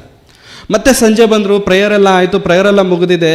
ಇವ್ರಿಗೋಸ್ಕರ ಈ ಬ್ರಾಹ್ಮಣ ಇವರು ಕಾಯ್ಕೊಂಡು, ಸರ್ ಸಾಯಂಕಾಲ ಬರೋಕ್ಕೆ ಹೇಳಿದ್ರಲ್ಲ, ನನ್ನ ಮಗಳಿಗೋಸ್ಕರ ಪ್ರಾರ್ಥನೆ ಮಾಡೋಕ್ಕೆ ಹೇಳಿದಿರಲ್ಲ, ನನ್ನ ಮಗಳು ಬಂದಿದ್ದಾರೆ, ಪ್ರೇಯರ್ ಮಾಡಿ. ಹೌದಲ್ಲ, ಸರಿ, ಕರ್ಕೊಂಡು ಬನ್ನಿ, ಮಗಳನ್ನು ಕರ್ಕೊಂಡು ಬರಬೇಕಾದ್ರೆ ಪ್ರಿಯರೇ, ಒಂದು ಉದ್ದವಾದಂಥ ಮಂಚದಲ್ಲಿ 4 ಜನ ಹೊತ್ಕೊಂಡು ಬರ್ತಿದ್ದಾರೆ. ಮಗಳನ್ನು 4 ಜನ ಹೊತ್ಕೊಂಡು ಬರ್ತಿದ್ದಾರೆ. ಅದನ್ನು ನೋಡಿದ ತಕ್ಷಣ ಆ ಪಾಸ್ಟರ್ಗೇನು ಅರ್ಥ ಆಗಿಲ್ಲ. ಇಮ್ಮಿಡಿಯೇಟಾಗಿ ಅವ್ರ ತಂದೆ ಹತ್ರ ಹೋಗಿ ಕೇಳಿದ್ರು, ಏನಾಗಿದೆ ಮಗುಗೆ ಅಂತಂದರೆ, ಕೋಟಿ ಮಂದಿಯಲ್ಲಿ ಒಬ್ಬರಿಗೆ ಬರುವಂಥ ರೋಗ ಬಂದಿದೆ ಸರ್. ಕೋಟಿ ಜನರಲ್ಲಿ ಒಬ್ಬರಿಗೆ ಬರುವಂಥ ರೋಗ ಬಂದಿದೆ. ಏನದು ಅಂತಂದರೆ, ಈ ಕತ್ತಿದೆಯಲ್ಲ, ಈ ಕತ್ತಿಂದ ಕೆಳಗಿನ ಭಾಗ ಏನೂ ವರ್ಕ್ ಆಗಲ್ಲ. ಈ ಕತ್ತಿಂದ ಕೆಳಗೆ ಏನೂ ವರ್ಕ್ ಆಗಲ್ಲ. ಮಾತಾಡ್ತಾಳೆ, ಕೇಳ್ತಾಳೆ, ಆ ಹುಡುಗಿ ಎಲ್ಲ ಮಾಡ್ತಾಳೆ, ಬಟ್ ಮೇಲಿಂದ ಕೆಳಗಿನವರೆಗೂ ಏನೂ ವರ್ಕ್ ಆಗಲ್ಲ. ಆವಾಗ ಆ ಪಾಸ್ಟ್ರವರು ಆ ಮಗು ಆ ಹುಡುಗಿ ಹತ್ರ ಬಂದು, ಆ ಹುಡುಗಿಗೆ ಹೆಚ್ಚು ಕಡಿಮೆ 21-22 ವರ್ಷ. ಆ ಹುಡುಗಿ ಹತ್ರ ಬಂದು, ಏನಮ್ಮ ಪ್ರಾರ್ಥನೆ ಮಾಡಬೇಕಾ ನಿನಗೋಸ್ಕರ? ಹೌದು ಸರ್. ಏನು ಪ್ರಾರ್ಥನೆ ಮಾಡಬೇಕು ಹೇಳು. ಆವಾಗ ಆ ಹುಡುಗಿ ಮಾತಾಡೋದನ್ನು ಶುರು ಮಾಡ್ತಿದೆ. ಪಾಸ್ಟ್ರೇ, ನಾನು 2 ವಾರದಿಂದನೇ ಯೇಸುಸ್ವಾಮಿ ನಂಬ್ಕೊಂಡೆ. 2 ವಾರದಿಂದನೇ ನಾನು ಯೇಸುಸ್ವಾಮಿ ನಂಬ್ಕೊಂಡೆ. ಹೇಳಿದ ತಕ್ಷಣ ಪಾಸ್ಟ್ರಿಗೆ ತುಂಬ ಖುಷಿ ಆಯಿತು. ದೇವರು ನಿಮ್ಮನ್ನು ಆಶೀರ್ವಾದ ಮಾಡಲಿ ಅಮ್ಮ, ತುಂಬ ಒಳ್ಳೆ ಮಾತು ಹೇಳಿದೆ ನೀನು, ದೇವರು ನಿನ್ನನ್ನು ಆಶೀರ್ವಾದ ಮಾಡಲಿ. ಪಾಸ್ಟ್ರೇ, ನನಗೆ ಕೈ ಕಾಲುಗಳೇನು ಕೆಲಸ ಮಾಡಲ್ಲ. ನನಗೆ ಬೈಬಲ್ ಓದಬೇಕಂತ ತುಂಬ ಆಸೆ. ಬೈಬಲ್ ಓದಬೇಕು, ಬೈಬಲ್ ಕೇಳಬೇಕಂತ ತುಂಬ ಆಸೆ. ನನಗೆ ತಗೊಳ್ಳೋದಕ್ಕೆ ಬರಲ್ಲ, ಕೂತ್ಕೊಳ್ಳೋದಕ್ಕಾಗಲ್ಲ. ನಮ್ಮಪ್ಪ ಏನು ಮಾಡ್ತಾರೆ ಗೊತ್ತಾ? ದಿನಾ ನನ್ನ ಪಕ್ಕದಲ್ಲಿ ಕೂತ್ಕೊಂಡು ನನಗೋಸ್ಕರ ಬೈಬಲ್ ಓದ್ತಾರೆ ಪಾಸ್ಟ್ರೇ. ನನಗೋಸ್ಕರ ಬೈಬಲ್ ಓದ್ತಾರೆ. ನಮ್ಮ ಅಪ್ಪನೂ ಕೂಡ ಯೇಸು ಸ್ವಾಮಿ ನಂಬೋ ಥರ ನಮ್ಮ ಅಪ್ಪನಿಗೋಸ್ಕರ ಪ್ರಾರ್ಥನೆ ಮಾಡಿ ಪಾಸ್ಟ್ರೆ. ನಮ್ಮ ಅಪ್ಪನೂ ಕೂಡ ನಂಬೋ ಥರ ನಮ್ಮ ಅಪ್ಪನಿಗೋಸ್ಕರ ಪ್ರಾರ್ಥನೆ ಮಾಡಿ. ಇನ್ನೂ ಏನಾದರೂ ಪ್ರಾರ್ಥನೆ ಮಾಡಬೇಕಮ್ಮ? ಹೌದು ಪಾಸ್ಟ್ರೆ, ಅಪ್ಪ ವಾಕ್ಯ ಹೇಳ್ತಿರ್ಬೇಕಾದ್ರೆ, ಅಪ್ಪ ಬೈಬಲ್ ಓದಬೇಕಾದ್ರೆ ತಮ್ಮನೂ ಬಂದು ಕೂತ್ಕೋತಾರೆ, ಅಮ್ಮನೂ ಬಂದು ಕೂತ್ಕೊಳ್ತಾರೆ, ಅವರಿಬ್ಬರು ಕೂಡ ತುಂಬ ಸತಿ ಬಂದು ಕೇಳ್ತಿರ್ತಾರೆ, ಅವರೂ ಕೂಡ ರಕ್ಷಣೆಗೆ ಬರೋ ಥರ ಅವ್ರಿಗೋಸ್ಕರ ಪ್ರಾರ್ಥನೆ ಮಾಡಿ ಪಾಸ್ಟ್ರೆ. ಇನ್ನೂ ಏನಾದರೂ ಪ್ರಾರ್ಥನೆ ಮಾಡಬೇಕಾ ಅಮ್ಮ ಅಂತಂದರೆ, ಇನ್ನೂ ಹೇಳ್ಕೊಂಡು ಬರ್ತಿದ್ದಾಳೆ, ಇನ್ನೂ ತುಂಬ ಜನಕ್ಕೆ ಸುವಾರ್ತೆ ಸಾರಬೇಕು ಪಾಸ್ಟ್ರೆ, ನನಗೋಸ್ಕರ ನೀವು ಪ್ರಾರ್ಥನೆ ಮಾಡಿ, ಹಂಗೆ ಮಾಡಿ ಹಿಂಗೆ ಮಾಡಿ ಅಂತ ಹೇಳ್ತಿದ್ರೆ ಪಾಸ್ಟ್ರು ಒಂದು ಸತಿ ಆಶ್ಚರ್ಯದಲ್ಲಿದ್ದಾರೆ. ಯಾಕೆಂತಂದರೆ ಕೈ ಕೆಲಸ ಮಾಡ್ತಿಲ್ಲ, ಕಾಲು ಕೆಲಸ ಮಾಡ್ತಿಲ್ಲ, ಮೈಯಲ್ಲಿ ಏನೂ ಕೆಲಸ ಮಾಡ್ತಿಲ್ಲ, ತನಗೋಸ್ಕರ ಪ್ರಾರ್ಥನೆ ಮಾಡಿ ಪಾಸ್ಟ್ರೆ ಅಂತ ಆಕೆ ಕೇಳ್ತಿಲ್ಲ, ತಂದೆಗೋಸ್ಕರ ಕೇಳ್ತಿದ್ದಾಳೆ, ಅಮ್ಮಗೋಸ್ಕರ ಕೇಳ್ತಿದ್ದಾರೆ, ತಮ್ಮನಿಗೋಸ್ಕರ ಕೇಳ್ತಿದ್ದಾರೆ, ಸುವಾರ್ತೆ ಸಾರಬೇಕೆಂಬುದಾಗಿ ಕೇಳ್ತಿದ್ದಾರೆ. ಇದೆಲ್ಲ ಕೇಳಿದ ತಕ್ಷಣ ಪಾಸ್ಟರ್ಗೆ ತುಂಬ ಖುಷಿ ಆಯಿತು. ಅಮ್ಮ, ನಿನ್ನ ನಂಬಿಕೆ ದೊಡ್ಡದು, ನಿನಗೋಸ್ಕರ ಪ್ರಾರ್ಥನೆ ಮಾಡುತ್ತೇನೆ ಅಂತೇಳಿ ಪ್ರಾರ್ಥನೆ ಮಾಡಿದ ಮೇಲೆ ಮತ್ತೆ ಆ ಹುಡುಗಿ ಮಾತಾಡೋದನ್ನ ಶುರು ಮಾಡ್ತಿದ್ದಾಳೆ. ಪಾಸ್ಟ್ರೆ, ನನಗೆ ಬೈಬಲಲ್ಲಿ ತುಂಬ ಪ್ರಶ್ನೆಗಳಿದ್ದಾವೆ, ತುಂಬ ಬೈಬಲಲ್ಲಿ ನನಗೆ ಅನೇಕ ವಿಷಯಗಳು ತಿಳ್ಕೊಳ್ಬೇಕು ಅಂತ ಅಂದ್ಕೊಳ್ತಿದ್ದೇನೆ, ಸ್ವಲ್ಪ ನನಗೆ ಹೇಳ್ಕೊಡ್ತೀರಾ ಅಂತಂದರು. ಸರಿ ಅಮ್ಮ, ಹೇಳ್ಕೊಡ್ತೀನಿ. ಹೇಗೆ ನಾನಿರೋದೇ ಬೇರೆ ಊರು, ನೀನಿರೋದೇ ಬೇರೆ ಊರು, ಹೇಗೆ ಅಂತಂದರೆ, ಏನಿಲ್ಲ ಪಾಸ್ಟ್ರೆ, ನಮ್ಮ ಅಪ್ಪನ ಕೈಯಿಂದ ನನಗೆ ಪ್ರಶ್ನೆಗಳು ಬಂದಾಗೆಲ್ಲ ನಿಮಗೆ ಲೆಟರ್ ಬರೆದು ಕಳಿಸ್ಕೊಡ್ತೀನಿ, ಚೀಟಿ ಲೆಟರ್ ಬರೆದು ಕಳಿಸ್ಕೊಡ್ತೇನೆ. ಲೆಟರ್ ಗೊತ್ತಲ್ಲ ಪ್ರಿಯರೇ? ಲೆಟರ್ ಬರೆದು ಕಳಿಸ್ಕೊಡ್ತೇನೆ. ಈ ಲೆಟರ್ಗೆ ನೀವು ರಿಪ್ಲೈ ಮಾಡಿ, ಈ ಲೆಟರ್ಗೆ ಉತ್ತರಗಳನ್ನು ಬರೆದು ನೀವು ಮತ್ತೆ ಅದನ್ನು ರಿಪ್ಲೈ ಮಾಡಿ ಅಂತಂದರು. ಸರಿ ಆಯಿತು. ಪಾಸ್ಟ್ರು ಮೀಟಿಂಗ್ ಮುಗಿಸ್ಕೊಂಡ್ರು, ಮನೆಗೆ ಹೋದ್ರು. ಈ ಹುಡುಗಿನೂ ಕೂಡ ಮುಗಿಸ್ಕೊಂಡ್ರು, ಮನೆಗೆ ಹೋದ್ರು. ಆ ಪಾಸ್ಟ್ರ್ ಮನೆಗೆ ಲೆಟರ್ ಬರೋದು ಶುರು ಆಯಿತು. ಆ ಪಾಸ್ಟ್ರ್ ಮನೆಗೆ ಲೆಟರ್ಗಳು ಬರೋದು ಶುರು ಆಯಿತು. ಬರಿತಿದ್ದಾರೆ. ಒಂದು 2 ವರ್ಷ ಬಂತು. 2 ವರ್ಷ ಲೆಟರ್ಗಳು ಬಂದವು. 2 ವರ್ಷ ಬಂದ ಮೇಲೆ 2 ವರ್ಷದ ನಂತರ ಲೆಟರ್ಗಳು ಬರೋದು ನಿಂತೋದ್ವು. ಈ ಪಾಸ್ಟರ್ ಯೋಚನೆ ಮಾಡ್ತಿದ್ದಾರೆ, ಏನು ಲೆಟರ್ಗಳೇ ಬರ್ತಿಲ್ಲ ಮಗು ಕಡೆಯಿಂದ, ಏನು ಬಂದಿಲ್ಲ ಅಂಥೇಳಿ. ಸರಿ ಆಯಿತು, ಇನ್ನೇನು ಮಾಡೋದು? ಲೆಟರ್ ಬಂದಿಲ್ಲ ಅಂತಂದರೆ ಅವ್ರ ಹತ್ರ ಏನು ಹೋಗೋದಕ್ಕೆ ಆಗಲ್ಲ. ಲೆಟರ್ ಬಂದಿಲ್ಲ. ಓಕೆ, ಈಗ ಈ ಮನೆಯಲ್ಲಿ ಲೆಟರ್ ಬರದೇ ಇರುವುದಕ್ಕೆ ಕಾರಣ ಏನಂತಂದರೆ, ಈ ಹುಡುಗಿ ಮನೆಯಲ್ಲಿ ಲೆಟರ್ ಬರದೇ ಇರುವುದಕ್ಕೆ ಕಾರಣ ಏನಂತಂದರೆ, ಇಷ್ಟು ದಿನ ಅಪ್ಪ ಬರೀತಿದ್ರು, ಅಪ್ಪ ಬೈಬಲ್ ಓದ್ತಿದ್ರು, ಅಪ್ಪ ಲೆಟರ್ ಬರೆದು ಕಳಿಸ್ಕೊಡ್ತಿದ್ರು. 2 ವರ್ಷಗಳಾದ ಮೇಲೆ ಅಪ್ಪನಿಗೆ ಸ್ಟ್ರೋಕ್ ಬಂದ್ಬಿಡ್ತು. ಸ್ಟ್ರೋಕ್ ಅಂದರೆ ಗೊತ್ತಲ್ಲ ಪ್ರಿಯರೇ, ಕೈಕಾಲುಗಳು ಕೆಲಸ ಮಾಡಲ್ಲ, ಮೈಯೆಲ್ಲ ಬಿದ್ದೋಗುತ್ತೆ. ಸ್ಟ್ರೋಕ್ ಬಂದ್ಬಿಡ್ತು. ಇವಾಗ ಮಗಳ ಪಕ್ಕದಲ್ಲಿ ಇನ್ನೊಂದು ಮಂಚ ಹಾಕ್ಬಿಟ್ಟಿದ್ದಾರೆ. ಆ ಮಂಚದ ಮೇಲೆ ಅಪ್ಪನ ಮಲಗಿಸ್ಬಿಟ್ಟಿದ್ದಾರೆ. ಅಪ್ಪನ ಆ ಮಗು ನೋಡೋಕ್ಕಾಗ್ತಿಲ್ಲ ಮಂಚದಲ್ಲಿ. ಅಪ್ಪನನ್ನು ಆ ಮಗು ನೋಡೋಕ್ಕಾಗ್ತಿಲ್ಲ. ಅಪ್ಪ ಒಂದೇ ಕಣ್ಣಲ್ಲಿ ಅಳ್ತಿದ್ದಾರೆ. ಆ ಕಣ್ಣಲ್ಲಿರುವಂಥ ನೀರು ಈ ಕೆನ್ನೆ ಮೇಲಿಂದ ಸುರಿತಿರ್ಬೇಕಾದ್ರೆ ಆ ಮಗು ನೋಡ್ಕೊಂಡು ತಡ್ಕೊಳಕ್ಕಾಗ್ತಿಲ್ಲ. ಅವಾಗ ದೇವ್ರ ಹತ್ರ ಪ್ರಾರ್ಥನೆ ಮಾಡ್ತಿದ್ದಾರೆ, ದೇವ್ರೇ, ನಾನಂದರೆ ನಿನಗಿಷ್ಟ ತಾನೆ? ನಂದು ಒಂದು ಚಿಕ್ಕ ರಿಕ್ವೆಸ್ಟ್ ಇದೆ, ನನಗೆ ಸ್ವಲ್ಪ ಪೂರೈಸ್ತೀಯಾ? ಏನಂತಂದರೆ, ಇಷ್ಟು ದಿನ ನಮ್ಮಪ್ಪ ನನಗೆ ಸೇವೆ ಮಾಡ್ತಿದ್ದ, ಊಟ ತಿನ್ನಿಸ್ತಿದ್ದ, ಸ್ನಾನ ಮಾಡಿಸ್ತಿದ್ದ, ನನ್ನ ಬೆಡ್ ಚೇಂಜ್ ಮಾಡ್ತಿದ್ದ, ನನಗೆ ಬಟ್ಟೆ ಚೇಂಜ್ ಮಾಡ್ತಿದ್ದ, ನನಗೇನಾದರೂ ನೋವಾಗ್ತಿದೆ ಅಂತಂದಾಗ ಬಂದು ಆ ನೋವನ್ನ ತೀರಿಸ್ತಿದ್ದ, ಎಲ್ಲ ಮಾಡ್ತಿದ್ದ. ಇವಾಗ ಅದೇ ಅಪ್ಪ ನಂತರ ನನ್ನ ಪಕ್ಕದಲ್ಲಿ ಮಂಚದ ಮೇಲೆ ಮಲಗಿರೋದು ನನಗೆ ಇಷ್ಟ ಆಗ್ತಿಲ್ಲ. ದೇವರೇ, ನಿನ್ನಲ್ಲಿ ಒಂದು ವಿನಂತಿ ಮಾಡ್ಕೊಳ್ತಿದ್ದೇನೆ, ನನ್ನ ಮೇಲೆ ನಿನಗೆ ಪ್ರೀತಿ ಇದ್ದರೆ ಅಪ್ಪನ ಕರ್ಕೊಂಡು ಬಿಡ್ತೀಯಾ ಅಂತ. ನನ್ನ ಮೇಲೆ ನಿನಗೆ ಪ್ರೀತಿ ಇದ್ದರೆ ದಯವಿಟ್ಟು ಅಪ್ಪನ ನೀನು ಕರ್ಕೊಂಡು ಬಿಡ್ತೀಯ. ಅಪ್ಪನನ್ನು ನಾನು ಆ ಥರ ನೋಡೋಕ್ಕಾಗ್ತಿಲ್ಲ ದೇವರೇ. ಕೆಲವು ತಿಂಗಳುಗಳಾದ ಮೇಲೆ ಅಪ್ಪ ಇಲ್ಲ. ಈ ಪಾಸ್ಟ್ರವರು 2 ವರ್ಷ ಆದಮೇಲೆ ಲೆಟರ್ ನಿಂತೋಯ್ತು. 5 ವರ್ಷ ಆದಮೇಲೆ, ಆ ಮೀಟಿಂಗ್ ಇಟ್ಟ 5 ವರ್ಷ ಆದಮೇಲೆ ಮತ್ತೆ ಅದೇ ಪಟ್ಟಣಕ್ಕೆ ಬರ್ತಾರೆ. ಅದೇ ಪಟ್ಟಣಕ್ಕೆ ಬಂದು ಅಲ್ಲಿ ಮೀಟಿಂಗ್ ನಡೀತಿರಬೇಕಾದ್ರೆ, ಮೀಟಿಂಗಿಂತ ಮುಂಚೆ ಅಂದರೆ ವಾಕ್ಯೋಪದೇಶವನ್ನು ಕೊಡೋದಕ್ಕಿಂತ ಮುಂಚೆ ಒಬ್ಬ ಬೇಗ ಓಡ್ ಬಂದ. ಪಾಸ್ಟ್ರೆ, ನೀವು ವಾಕ್ಯ ಹೇಳೋದಕ್ಕಿಂತ ಮುಂಚೆ ಒಂದು ಚಿಕ್ಕ ಸಾಕ್ಷಿ ಇದೆ ನಂದು, ನನ್ನ ಸಾಕ್ಷಿ ಮುಗಿದ ಮೇಲೆ ನೀವು ವಾಕ್ಯ ಹೇಳಿ. ಸರಿ ಆಯ್ತಪ್ಪ, ಬಾ ಸಾಕ್ಷಿ ಹೇಳು. ಅವರು ಬಂದು ಹೇಳ್ತಿದ್ರು, ನಾನು ಪಾಪದಲ್ಲಿದ್ದೆ, ಲೋಕದಲ್ಲಿ ಇಷ್ಟ ಬಂದಂಗೆ ನರಳಾಡ್ತಿದ್ದೆ, ಒದ್ದಾಡ್ತಾ ಇದ್ದೆ. ಅವಾಗ ಒಂದು ಸ್ತ್ರೀ ಬಂದು ನನಗೆ ವಾಕ್ಯ ಹೇಳಿದ್ರು. ಆ ವಾಕ್ಯದ ಮೂಲಕವಾಗಿ ಇವತ್ತು ನಾನು ರಕ್ಷಣೆಗೆ ಬಂದಿದ್ದೇನೆ. ನನ್ನ ತಾಯಿಗೆ ಸಮಾನಳು ಆಕೆ ಅಂಥೇಳಿ. ನನ್ನ ತಾಯಿಗೆ ಸಮಾನಳು ಆಕೆ ಅಂತೇಳಿ. ಪಾಸ್ಟ್ರ್ ಇದೆಲ್ಲ ಕೇಳಿಸ್ಕೊಳ್ತಿದ್ದಾರೆ, ಏನಾಗ್ತಿದೆ ಗೊತ್ತಾಗ್ತಿಲ್ಲ. ವಾಕ್ಯ ಸ್ಟಾರ್ಟ್ ಮಾಡಿದ್ರು, ವಾಕ್ಯ ಆಯಿತು, ವಾಕ್ಯ ಎಲ್ಲ ಮುಗಿದ ಮೇಲೆ ಮತ್ತೆ ಆ ಸಾಕ್ಷಿ ಹೇಳಿದ್ನಲ್ಲ ಆ ಹುಡುಗ, ಆ ಪಾಸ್ಟ್ರು, ಅವರು ಸೇವಕ, ಆ ಸೇವಕನನ್ನು ಕರೆದು, ಅಲ್ಲ ನಿನಗೆ ಯಾರೋ ವಾಕ್ಯ ಹೇಳಿದ್ದಾರೆ ಅಂತ ಹೇಳ್ತಿದ್ದಲ್ಲ, ಯಾರು ಅಂತಂದರೆ, ಪಾಸ್ಟ್ರೆ ನಿಮಗೆ ನೆನಪಿದೆಯಾ? ಪಾಸ್ಟ್ರೆ ನಿಮಗೆ ನೆನಪಿದೆಯಾ 5 ವರ್ಷದ ಮೊದಲು ನೀವು ಈ ಪಟ್ಟಣಕ್ಕೆ ಬಂದಿದ್ರೆ ನೆನಪಿದೆಯಾ? ಹೌದು ಬಂದಿದ್ದೆ. ಅವಾಗ ನಿಮ್ಮ ಹತ್ರ ಪ್ರಾರ್ಥನೆ ಮಾಡಿಸ್ಕೊಳ್ಳೋದಕ್ಕೆ ಒಂದು ಹುಡುಗಿ ಬಂದಿರೋ ಗೊತ್ತು. ಹೌದು 2 ವರ್ಷ ಲೆಟರ್ ಬಂತು, ಮತ್ತೆ ಲೆಟರ್ ಬರೋದು ನಿಂತೋಯ್ತು. ಏನಾಯ್ತು ಆ ಹುಡುಗಿಗೆ ಅಂತಂದರೆ, ಆ ಹುಡುಗಿ ಏನಿಲ್ಲ ಸರ್. ಏನಾಯ್ತಪ್ಪ? ಏನಾಯ್ತು ಅಂತಂದರೆ, ಆ ಹುಡುಗಿ ಇದ್ದಂಥ ಆ ಮನೆ, ಆ ಜಾಗಕ್ಕೆ ಪಾಸ್ಟ್ರು ಬಿಡುವು ಮಾಡ್ಕೊಂಡು ಹೋದರು. ಆ ಜಾಗಕ್ಕೆ ಹೋದಾಗ ಒಂದು ದೊಡ್ಡ ಮನೆ ಇದೆಯಂತೆ. ಆ ಮನೆ ಹೊರಗಡೆ ಚಿಕ್ಕ ಗುಡಿಸ್ಲಾಕಿದ್ದಾರೆ. ಆ ಗುಡಿಸ್ಲಲ್ಲಿ ಒಂದು ಮಂಚ ಇದೆ. ಆ ಮಂಚದ ಮೇಲೆ ಆ ಹುಡುಗಿ ಮಲಗ್ತಿದ್ಲಂತೆ ಪ್ರಿಯರೇ. ಹೊರಗಡೆ ಆ ಹುಡುಗಿ ಮಲಗ್ತಿದ್ಲಂತೆ. ಏನಾಯಿತು ಹೆಂಗೆ ಅಂತ ಕೇಳಿದ್ರೆ, ಅವಾಗ ಹೇಳೋದು ಶುರು ಮಾಡ್ತಿದ್ದಾರೆ, ಸರ್ ನೀವು ಈ ಮೀಟಿಂಗ್ ಮುಗಿಸ್ಕೊಂಡು ಹೋದ್ರಲ್ಲ, ಹಾಂ, ಅದಾದಮೇಲೆ ಅವ್ರ ಅಪ್ಪ ತೀರ್ಕೊಂಡ್ರು ಸರ್. ಅವರಪ್ಪ ತೀರ್ಕೊಂಡಾಗಿಂದ ಅವ್ರನ್ನ ನೋಡ್ಕೊಳ್ಳೋದಕ್ಕೆ ಯಾರಿಂದನೂ ಆಗಿಲ್ಲ ಸರ್. ಅವಾಗಿಂದ ಅವರಪ್ಪ ಆ ಮಗಳಿಗೋಸ್ಕರ ಮಗಳ ಹೆಸರಲ್ಲಿ ಒಂದು ಫಿಕ್ಸ್ಡ್ ಡಿಪಾಸಿಟ್ ಮಾಡಿದರು, FD ಮಾಡಿದರು. ಈ FD ಏನಂತಂದರೆ, ಒಂದು ಇಂಟ್ರೆಸ್ಟ್ ಬರ್ತಿತ್ತು, ತಿಂಗಳ ಇಷ್ಟು ದುಡ್ಡು ಅಂತ ಬರ್ತಾ ಇತ್ತು. ಆ ದುಡ್ಡನ್ನ ಏನು ಮಾಡ್ತಿದ್ಲ ಅಂತಂದರೆ, ಈಕೆ ಒಂದು ರಿಕ್ಷಾ ಗೊತ್ತಲ್ಲ ಪ್ರೇರೆ, ರಿಕ್ಷಾ ಸೈಕಲ್ ರಿಕ್ಷಾ, ಆ ಸೈಕಲ್ ರಿಕ್ಷಾ ಹುಡುಗನ ಹತ್ರ ಮಾತಾಡ್ಕೊಂಡು ಏನಂತ ಅಂತಂದರೆ, ವಾರಕ್ಕೆ 3 ದಿನ ನನ್ನ ಹತ್ರ ನೀನು ಕೆಲಸ ಮಾಡಬೇಕು, ವಾರಕ್ಕೆ 3 ದಿನ ನಾನು ಹೇಳೋ ಕೆಲಸ ನೀನು ಮಾಡಬೇಕು, ನನಗೆ ತಿಂಗಳ ಬರುವಂಥ ಆ ಬಡ್ಡಿ ದುಡ್ಡು ಏನಾದರೂ ಇದೆಯಲ್ಲ, ಆ ಇಂಟ್ರೆಸ್ಟ್ ಅಮೌಂಟ್ ಏನಾದ್ರು ಇದೆಯಲ್ಲ, ಅದು ನೀನು ತಗೋ. ತಿಂಗಳ ಏನಾದರೂ ಬರುತ್ತಲ್ಲ ಅದನ್ನು ನೀನು ತಗೋ. ಅದಕ್ಕೆ ನೀನು ನನ್ನನ್ನು ಈ 3 ದಿನದಲ್ಲಿ ಒಂದು ದಿನ ಬ್ಯಾಂಕ್ ಹತ್ರ ಕರ್ಕೊಂಡು ಹೋಗ್ಬೇಕು, ಯಾಕಂತಂದರೆ ದುಡ್ಡು ವಿಡ್ರಾ ಮಾಡಬೇಕಲ್ಲ, ಒಂದಿನ ಬ್ಯಾಂಕ್ ಹತ್ರ ಕರ್ಕೊಂಡು ಹೋಗ್ಬೇಕು. ಮಿಕ್ಕಿದ 2 ದಿನ ಏನು ಮಾಡಬೇಕು ಅಂತಂದರೆ, ನನ್ನನ್ನು ಎಲ್ಲಾದರೆ ಜನರು ಇರ್ತಾರಲ್ಲ, ಆ ಜನರ ಗುಂಪು ಎಲ್ಲಿರುತ್ತೋ ಅಲ್ಲೋಗ್ಬಿಟ್ಟು ನನ್ನನ್ನು ಮಲಗಿಸ್ಬಿಡ್ಬೇಕು. ಅದು ಬಸ್ ಸ್ಟೇಷನ್ನೇ ಆಗಲಿ, ರೈಲ್ವೆ ಸ್ಟೇಷನ್ನೇ ಆಗಲಿ, ಜನರ ಗುಂಪು ಎಲ್ಲೆಲ್ಲಾದ್ರೂ ಇರ್ತಾರೆ, ಅಲ್ಲೋಗ್ಬಿಟ್ಟು ನನ್ನನ್ನು ಮಲಗಿಸ್ಬಿಡ್ಬೇಕು. ಏನು ಮಾಡ್ತಿದ್ಲು ಅಂತಂದರೆ, ಆ ರೋಡಲ್ಲಿ ಮಲ್ಕೊಂಡಿರುವಂಥ ಆ ತಲೆ ಮಾತ್ರ ಆ ರೋಡಲ್ಲಿ ಮಲ್ಕೊಂಡು ಮಾತಾಡ್ತಿದೆ, ಯೇಸು ಸ್ವಾಮಿನೇ ನಿಜವಾದಂಥ ದೇವರು, ಯೇಸು ಸ್ವಾಮಿನ ನಂಬಿಕೊಳ್ಳಿ, ಯೇಸು ಸ್ವಾಮಿ ರಕ್ಷಣೆ ಕೊಡ್ತಾರೆ, ಯೇಸು ಸ್ವಾಮಿಯೇ ನಿಜವಾದಂಥ ದೇವರು ಅಂತ ಕಿರ್ಚ್ಕೊಂಡು ಹೇಳ್ತಿಲ್ಲ ಆ ಹುಡುಗಿ. ಗಂಟ್ಲು ಹರಿಯೋ ಥರ ಹೇಳ್ತಿದ್ಲು. ತುಂಬ ಜನ ಬಂದು ಕಾಸು ಹಾಕ್ತಿದ್ರು. ಆವಾಗ ಹುಡುಗಿ ಹೇಳ್ತಿದ್ಲು, ನಾನು ಭಿಕ್ಷೆ ಬೇಡ್ತಿಲ್ಲ ಅಮ್ಮ, ಯೇಸು ಸ್ವಾಮಿ ಬಗ್ಗೆ ಹೇಳ್ತಿದ್ದೇನೆ, ಯೇಸು ಸ್ವಾಮಿನೇ ನಿಜವಾದಂಥ ದೇವರು, ಬದಲಾಗು, ದೇವರನ್ನು ನಂಬು.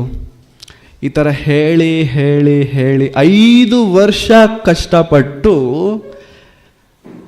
ಆಕೆ ರಕ್ಷಣೆಗೆ ತಂದಿರುವಂಥ ಜನರ ಸಂಖ್ಯೆ ಎಷ್ಟು ಗೊತ್ತಾ? 800 ಮಂದಿ. 800 ಮಂದಿಯನ್ನು ರಕ್ಷಣೆಗೆ ತಂದು 14 ಜನರನ್ನ ಸೇವಕರನ್ನಾಗಿ ಮಾಡಿದಾಳೆ ಆಕೆ. 800 ಜನರನ್ನ ರಕ್ಷಣೆಗೆ ತಂದು 14 ಮಂದಿಯನ್ನ ಸಂಪೂರ್ಣ ಸೇವಕರನ್ನಾಗಿ ಆಕೆ ಮಾಡಿರಬೇಕಾದ್ರೆ ಪ್ರಿಯರೇ, ಅವಾಗ ಆ ಪಾಸ್ಟ್ರು ಕೇಳ್ತಿದ್ದಾರೆ, ನಾನು ಅವತ್ತು ಕೇಳೋದು ಮರ್ತೋದೆ, ಆ ಹುಡುಗಿ ಹೆಸರೇನು?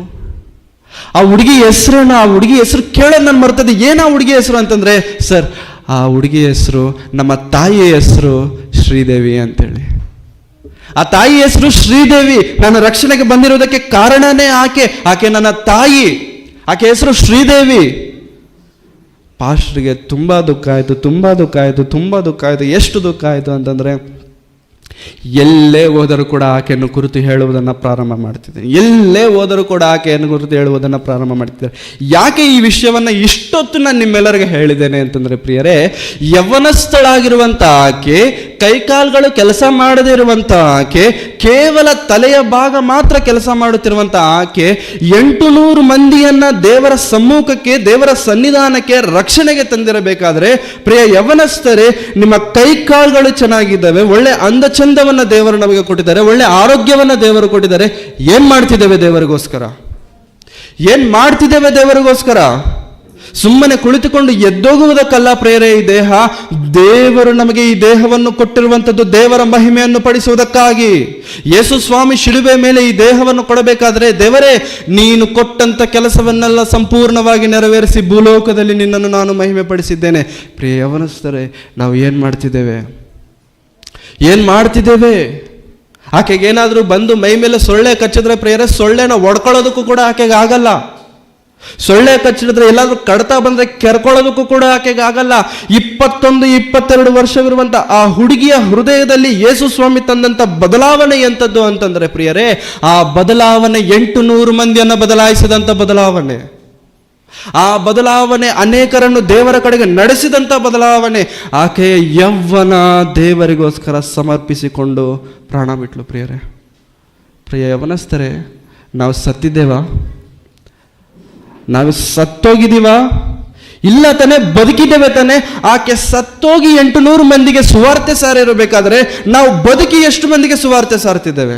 ನಾವು ಉಸಿರಿನಿಂದ ಇದ್ದು ಎಷ್ಟು ಮಂದಿಗೆ ವಾಕ್ಯವನ್ನು ಸಾರುತ್ತಿದ್ದೇವೆ? ಒಮ್ಮೆ ನಮ್ಮನ್ನು ನಾವು ಪ್ರಶ್ನಿಸಿಕೊಳ್ಳೋರಾಗಿರೋಣ ಪ್ರಿಯರೇ. ನಮ್ಮ ನುಡಿ ಚೆನ್ನಾಗಿದೆಯಾ? ನಡೆ ಚೆನ್ನಾಗಿದೆಯಾ? ಪರಿಶುದ್ಧತೆಯಲ್ಲಿ ನಾವು ಚೆನ್ನಾಗಿದ್ದೇವಾ? ಹೇಗಿದ್ದೇವೆ? ಕೇವಲ ವಾಕ್ಯವನ್ನು ಹಿಡಿದುಕೊಂಡು ಭಾನುವಾರ ಮುಚ್ಚಿದಂಥ ಬೈಬಲನ್ನು ಮತ್ತೆ ಭಾನುವಾರ ತೆಗೆಯುವಂಥದ್ದು ಈ ಜೀವನವಲ್ಲ, ಇದು ಕ್ರೈಸ್ತವ್ಯವಲ್ಲ. ನಮ್ಮ ಜೀವನಕ್ಕೆ ಎಷ್ಟೋ ಬೆಳೆ ಇದೆ. ಈ ಒಂದು ಯೌವನ ಪ್ರಾಯಕ್ಕೆ ಎಷ್ಟೋ ವಿಶೇಷತೆ ಇದೆ ಪ್ರಿಯರೇ. ಈ ವಿಶೇಷತೆಯನ್ನು ಕಳಕೊಳ್ಳುವುದು ಬೇಡ. ಕಾಪಾಡಿಕೊಳ್ಳೋಣ ಪ್ರಿಯರೇ, ದಯವಿಟ್ಟು ಕಾಪಾಡಿಕೊಳ್ಳೋಣ. ಈ ಯೌವನ ದೇವರಿಗೋಸ್ಕರ ಸಮರ್ಪಿಸುವವರಾಗಿರಬೇಕು. ಈ ನಮ್ಮ ಯೌವನ ಜೀವನವನ್ನು ದೇವರಿಗೋಸ್ಕರ ಸಮರ್ಪಿಸುವವರಾಗಿರಬೇಕು. ಸಮರ್ಪಿಸುತ್ತಿದ್ದೇವಾ ಪ್ರಿಯರೇ? ಆಕೆ ಮರಣವಾಗುತ್ತಾ ಅನೇಕರನ್ನು ರಕ್ಷಣೆಗೆ ತಂದಿದ್ದಾರೆ. ನಾವು ಸತ್ತಿಲ್ವಲ್ಲ, ಬದುಕಿದ್ದೇವಲ್ಲ, ಬಾಯಿ ಮಾತಾಡ್ತಿದ್ದೇವಲ್ಲ, ಆಲೋಚನೆ ಇದೆಯಲ್ಲ, ಆರೋಗ್ಯವಿದೆಯಲ್ಲ, ಕೈಕಾಲುಗಳು ಕೆಲಸ ಮಾಡ್ತಿದ್ದೇವಲ್ಲ. ಏನು ಮಾಡ್ತಿದ್ದೇವೆ ನಾವು?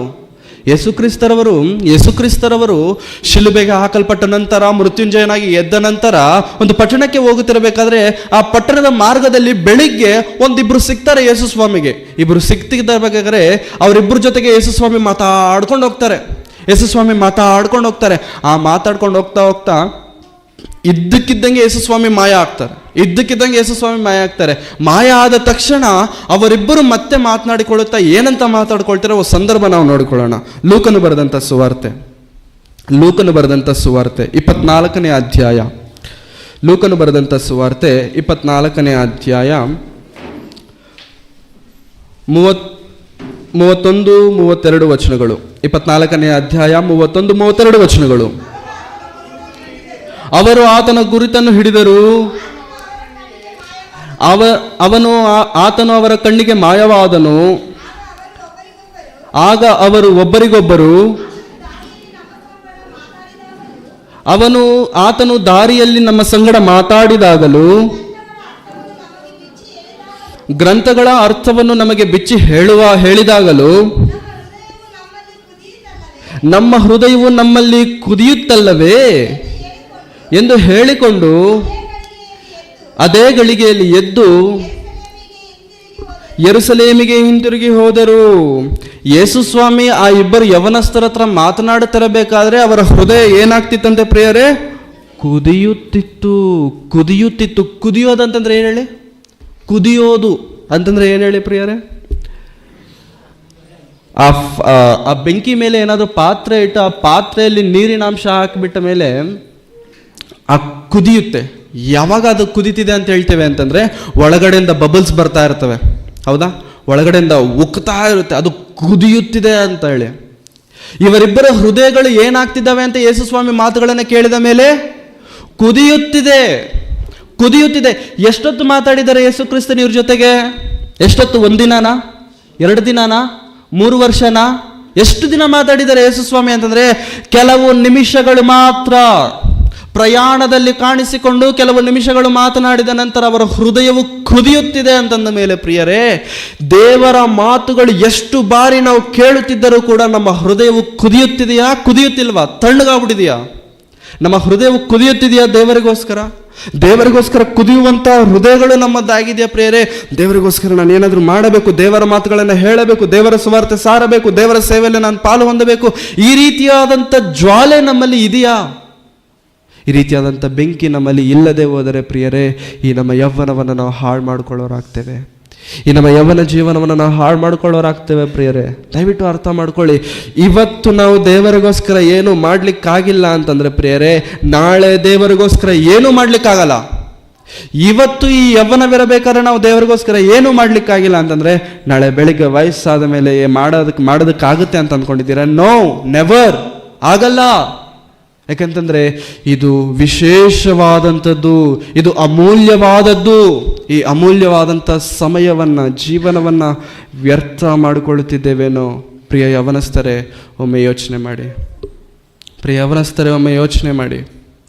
ನಿಜವಾಗ್ಲೂ ಒಂದು ತಿಂಗಳ ಹಿಂದೆ ಒಂದು ಇನ್ಸಿಡೆಂಟ್ ನಡೀತು ನನ್ನ ಪರ್ಸ್ನಲ್ ಲೈಫಲ್ಲಿ ಒಂದು ಇನ್ಸಿಡೆಂಟ್ ನಡೀತು.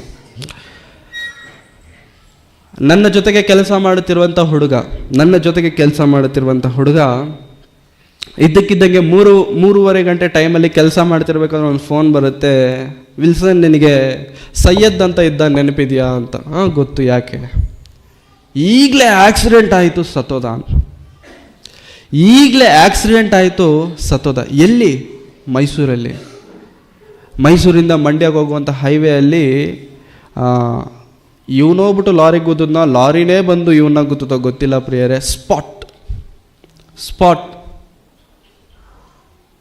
ಕೆಲವು ಫೋಟೋಸ್ ಇದ್ದಾವೆ, ಆ ಫೋಟೋಸ್ ನೀವು ನೋಡಿ, ಆ ಫೋಟೋಸ್ ನೀವು ನೋಡಬೇಕು. ದಯವಿಟ್ಟು ಆ ಫೋಟೋಸ್ ನೋಡಿ, ಬೇಜಾರು ಮಾಡ್ಕೋಬೇಡಿ, ನೋಡಬೇಕು. ಹೀ ಈಸ್ ಮೈ ಫ್ರೆಂಡ್, ನನ್ನ ಸ್ನೇಹಿತ. ನೋಡಿ, ಆ ರೋಡಲ್ಲಿ ರಕ್ತ ಹೆಂಗ್ ಸೋರ್ಕೊಂಡು ಬರ್ತಿದೆ ನೋಡಿ, ತಲೆಯಿಂದ ಶುರು ಮಾಡಿ.